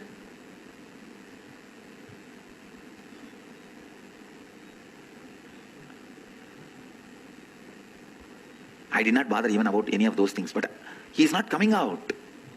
That was too much. Then she just held my ears and started turning it. Tell the truth, where you have stolen, which shop you have stolen. That's why they will treat in the Indian villages, the kids will be treated. She's my guru, that is why I left it. I allowed her.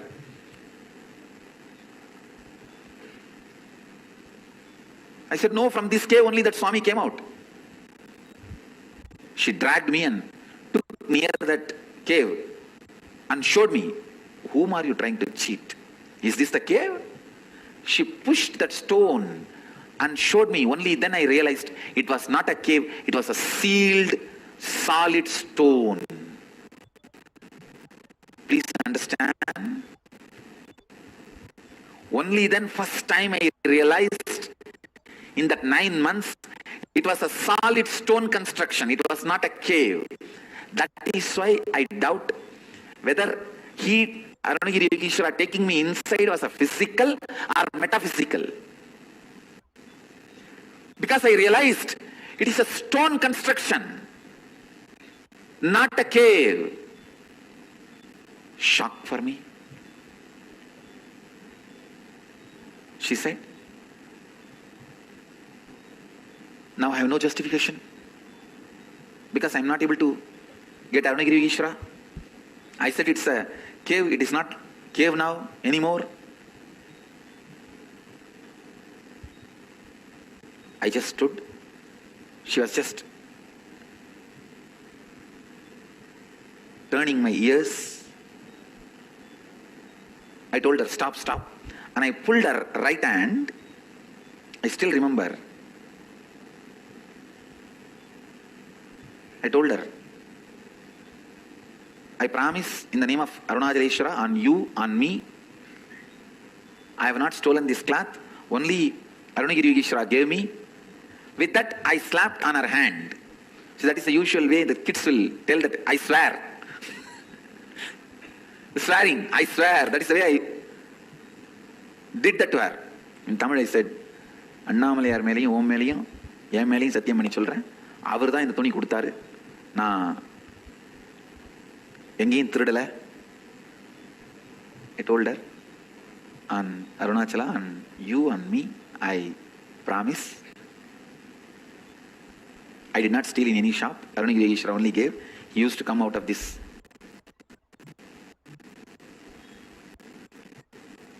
cave only.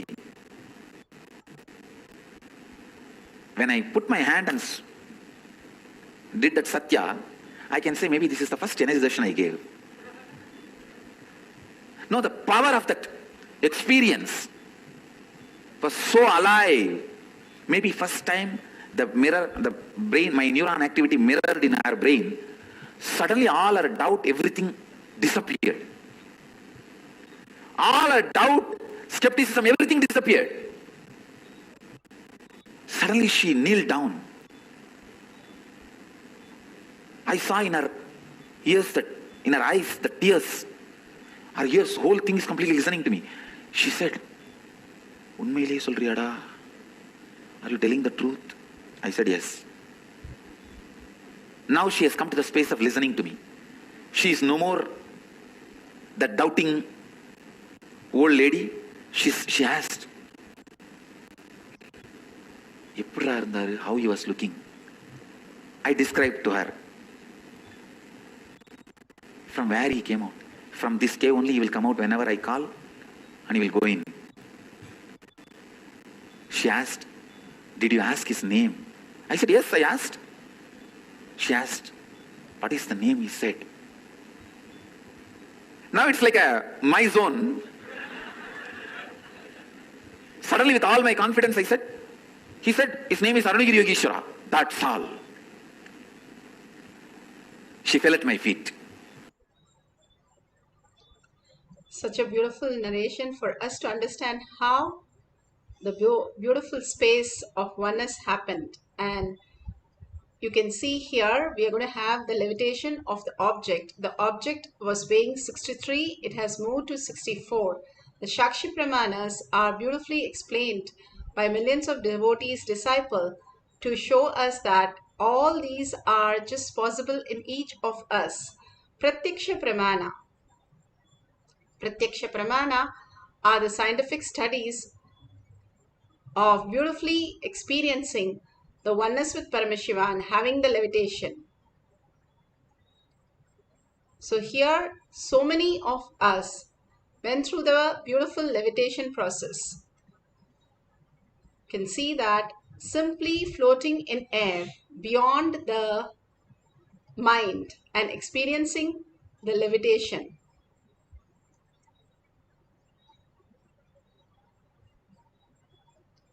Now you can have a beautiful foam, a cup of some few rice grains. We are going to levitate the rice grain in a palm. If you have Jnananjan in the locket, you can take it and apply in your third eye and your temples. If you have the phone, you can set up the timestamp, download the app and set up the timestamp and record each and every moment. These are amazing moments that Bhagavan has given us to experience the ultimate oneness with Paramashiva. So don't miss recording any of these great moments. And you can keep it on the table or on a silicone or on your palm. If you're keeping on the silicone, make sure it's completely, there's no app, and completely it's switched off. Beautifully, it's all these are possible in all of us when we are in the oneness space of Paramashiva. The guidelines for the levitation of the object in the palm. Place the rice grain on the palm, either a group of people or just yourself, placing clearly on your palm, and focus the camera on your palm.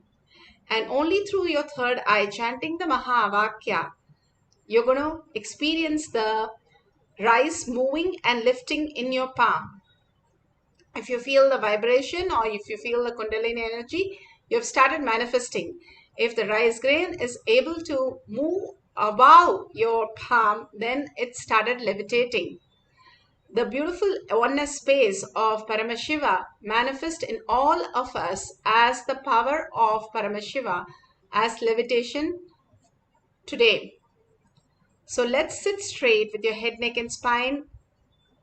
And remember Parashakti Devi in your third eye. Paramashiva or Parashakti Devi herself in your eye, Meenakshi. An absolute unclutching from the every thought and every word you have of the outer world. Anything only hold, that Bhagavan said so beautifully. Meenakshi today told us that only hold me in your inner space and see the expansion happening. Everything other than that is not existing. It's a non-existence that we are fighting. We are fighting with a shadow, a mirror, mirage.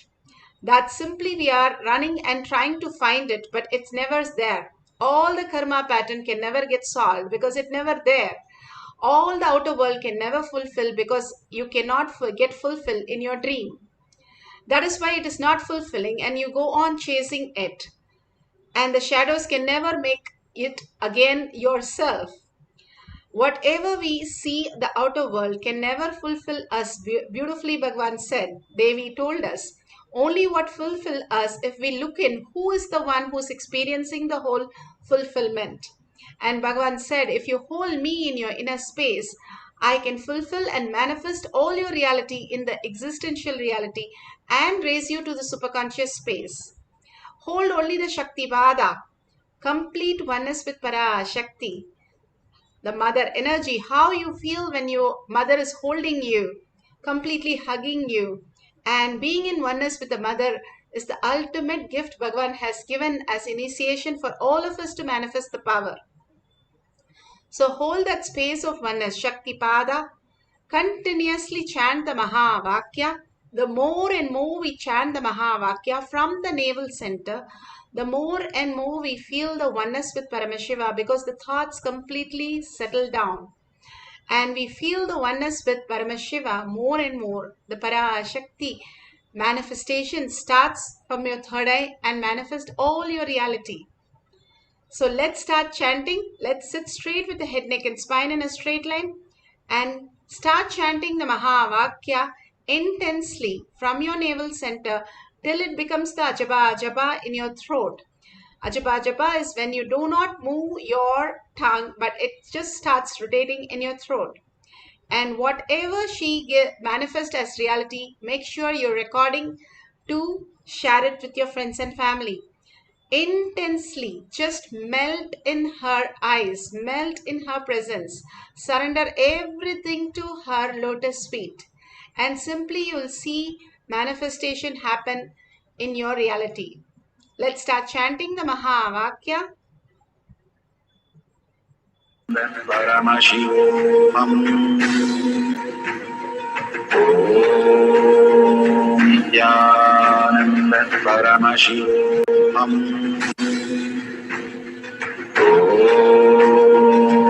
Jnanam Paramashivoham Om Jnanam Paramashivoham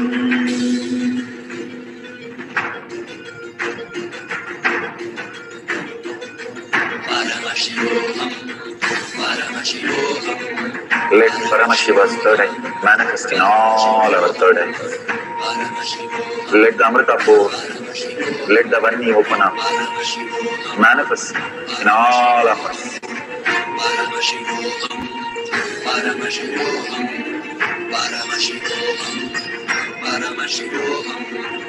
Let Paramashiva overflow, manifest the powers in all our third eyes. Om Jnanam Paramashivam. Om Jnanam Paramashivam. Om Jnanam Paramashivam. Om Jnanam Paramashivam. Om Jnanam Paramashivam. Om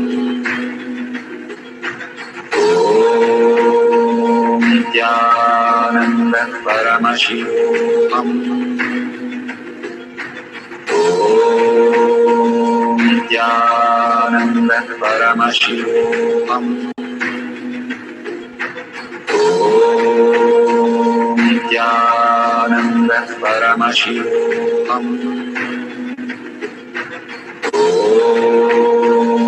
Jnanam Paramashivam. Om Jnanam Paramashivam. Om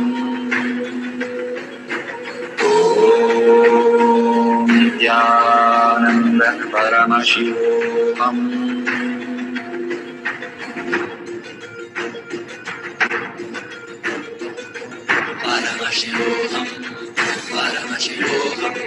Let Paramashiva's third eye manifest in all our third eyes.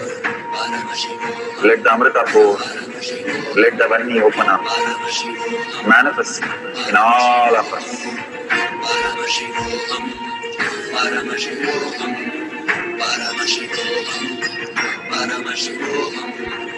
Let Paramashiva overflow, manifest the powers in all our third eyes. Om Jnanam Paramashivam. Om Jnanam Paramashivam. Om Jnanam Paramashivam. Om Jnanam Paramashivam. Om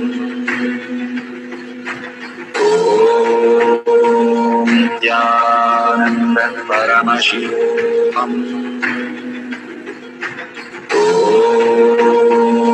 Jnanam Paramashivam. Om Jnanam Paramashivam. Om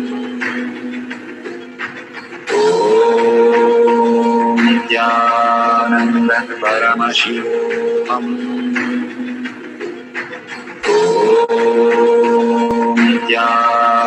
Jnanam Paramashivam. Om Jnanam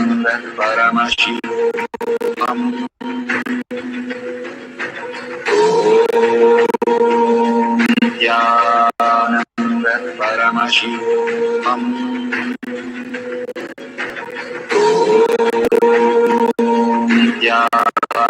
Jnanam Paramashivam. Om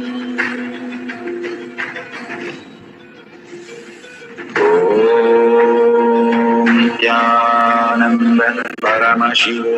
Om Jnanam Paramashivam. Om Jnanam Paramashivam. Om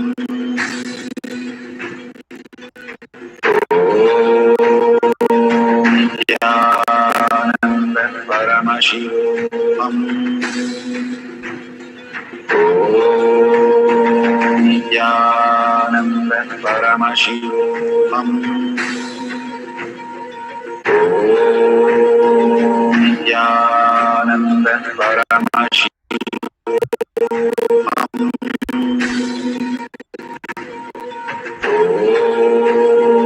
Nityanand परमशिवोऽहम्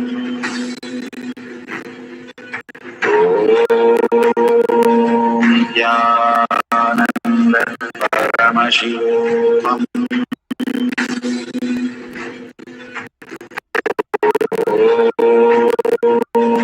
नित्यानंद परमशिवोऽहम्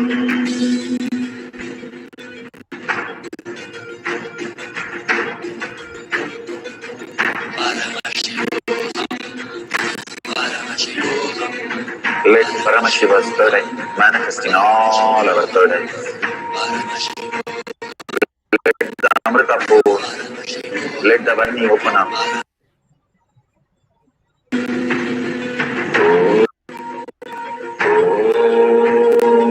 Nityananda Paramashivoham. Nityananda Paramashivoham. Nityananda Paramashivoham. Nityananda Paramashivoham.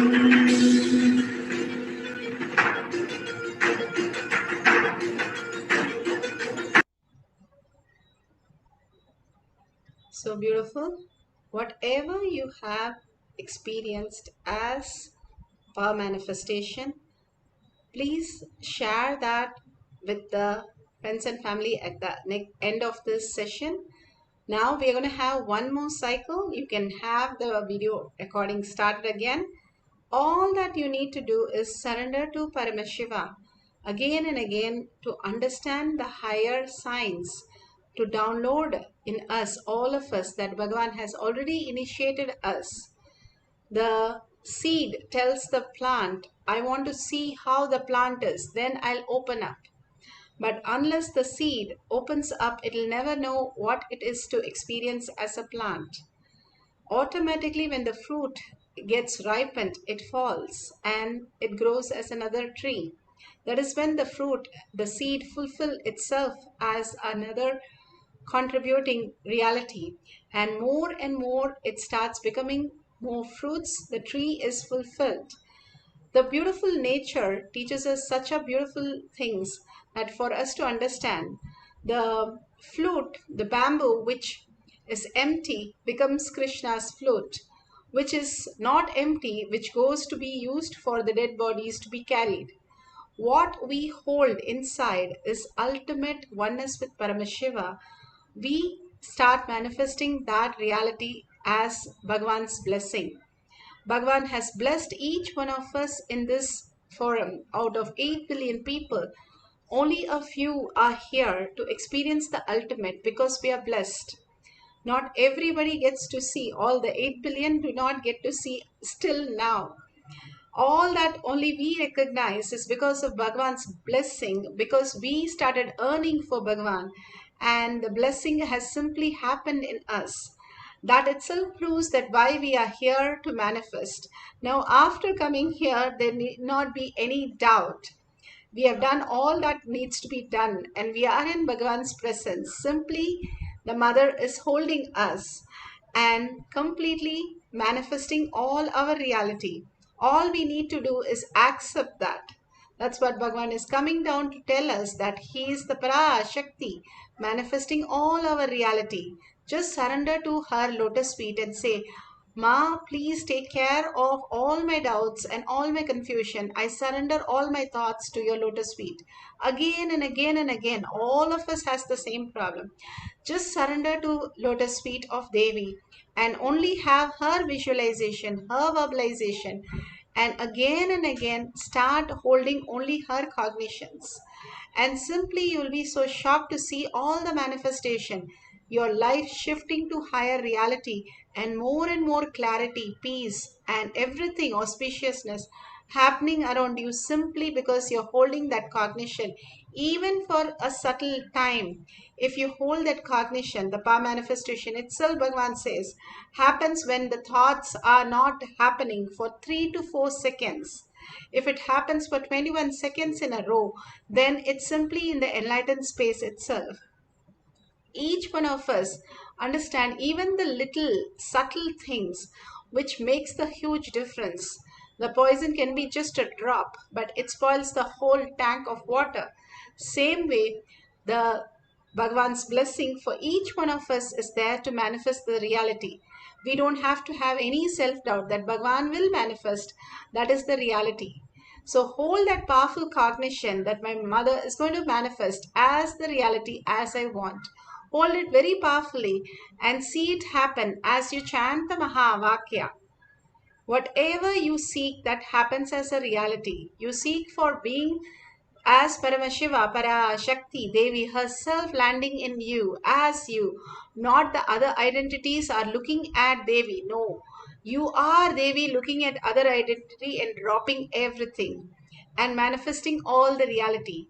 Just sit straight and start chanting the Mahavakya and melting in her presence, forgetting the body, forgetting the mind. You don't even know what it is. Only in the presence of Bhagavan and only her eyes, her melting eyes. Just be in that love, dropping everything at his lotus feet and experience the oneness with Paramashiva, the Shaktipada. Simply you will experience the levitation of the rice grain in your palm. Make sure your cameras are there with timestamp to record the amazing possibility. Keep it on a flat table so that it is not moving, and make sure you're not moving your hand, or if it is in others' hand, make sure they are not moving. It's on a flat surface and simply see it levitating from the hand. Let's start the Mahavakya continuously from the navel center. To experience the oneness, sit straight with your head, neck and spine in a straight line. Go on remembering Parashakti in your third eye and start chanting the Mahavakya intensely. Manifesting all our third eyes. Let the Amrita pour. Let the Vani open up. Manifest in all of us.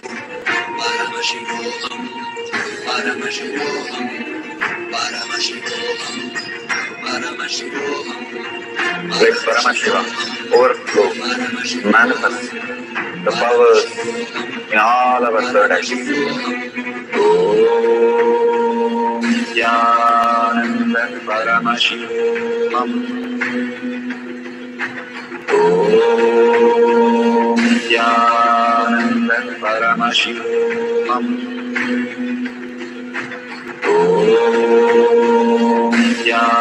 Jnananda Paramashivam. Om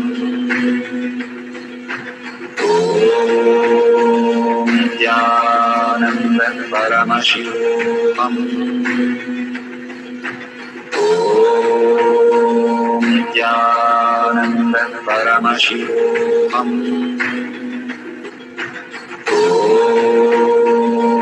Jnananda Paramashivam. Om Jnananda Paramashivam. Om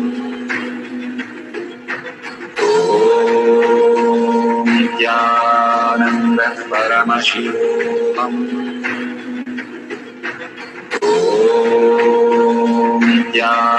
Jnananda Paramashivam. Om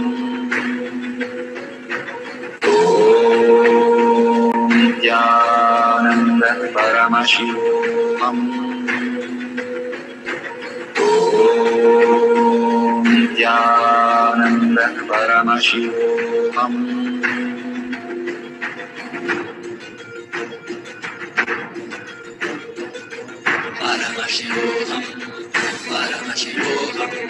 Let Paramashiva's third eye manifest in all our third eyes.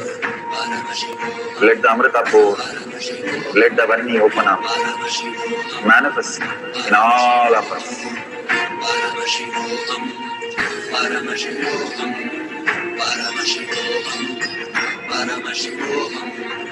Let Paramashiva overflow, manifest the powers in all our third eye. Om Nityananda Paramashivam. Om Nityananda Paramashivam. Om Nityananda Paramashivam. Om Nityananda Paramashivam. Om Nityananda Paramashivam. Om Nityananda Paramashivam. Om Nityananda Paramashivam. Om Nityananda Paramashivam. Om Nityananda Paramashivam.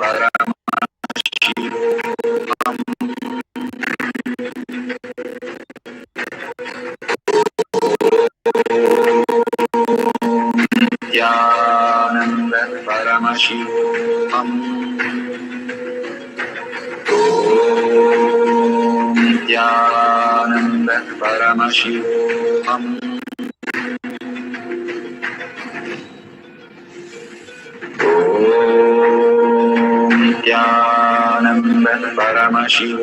Om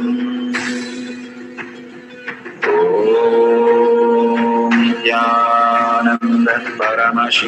Paramashivam. Om Nityananda Paramashivam. Om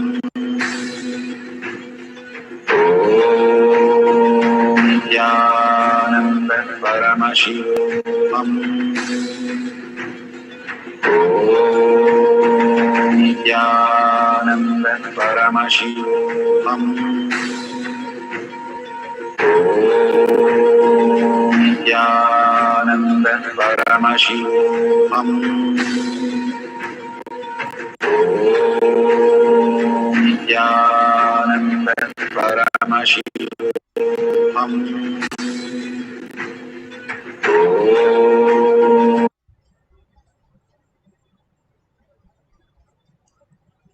So beautiful. All of us, whatever we have experienced, now is the time for sharing. Bhagavan beautifully gives us the enriching and causing as part of our manifestation for us to understand the higher reality that when we cause what the words we type in the chat or what are the words we are talking to the other people, we believe that is true. Constantly we believe this delusion is true because we think the higher reality does not exist as we understand, and we have our own version of it, and we get into the delusion more and more. If we surrender everything and understand that Parashakti is only manifesting your life, if we step back and let her to manifest, she will do much better than all of us. Here you can share it in tinyurl.com/manifestation. It is the Kailash Kotiyan Manifesting Group, or you can share it in your social media platforms and share it with your friends and family. Thank Bhagwan for showering you today whole day with the mother energy. Devi herself, Meenakshi, Parashakti, simply manifesting as your reality. And darshan, diksha, initiation, and making you manifest each one of the powers of Paramashiva, the ultimate gift that Bhagavan has given for the Mother's Day for all of us to experience the ultimate oneness with Mother. So share it with your friends and family. Make sure you mention all the powerful cognition, power manifestation, the videos, the pictures that you have taken, and thanking Bhagwan. And tag it to your friends and family and invite them for more and more Akashic reading to heal them from all the health, wealth, relation, job, everything for a superconscious breakthrough. With this, let's, in a humble request, thank Bhagwan and ask him to make all this as your reality in the deep gratitude. Surrender all the powerful cognition and power manifestation to Bhagwan's lotus feet. And with that, let's end with the Purna Mantra. Om Purnamada Purnamidam Purna Purnamudashyate Purnasya Purnamataya Purnameva Vashishyate. Om Shanti Shanti Shanti. Hari Om Tat Sat Sarvam Bhagavate Sri Nityananda Paramashivam Padukarpanamastu. Om Nityanandam.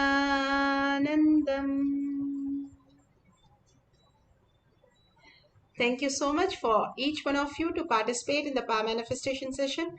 After each of the darshan and diksha, we are going to have the power manifestation sessions.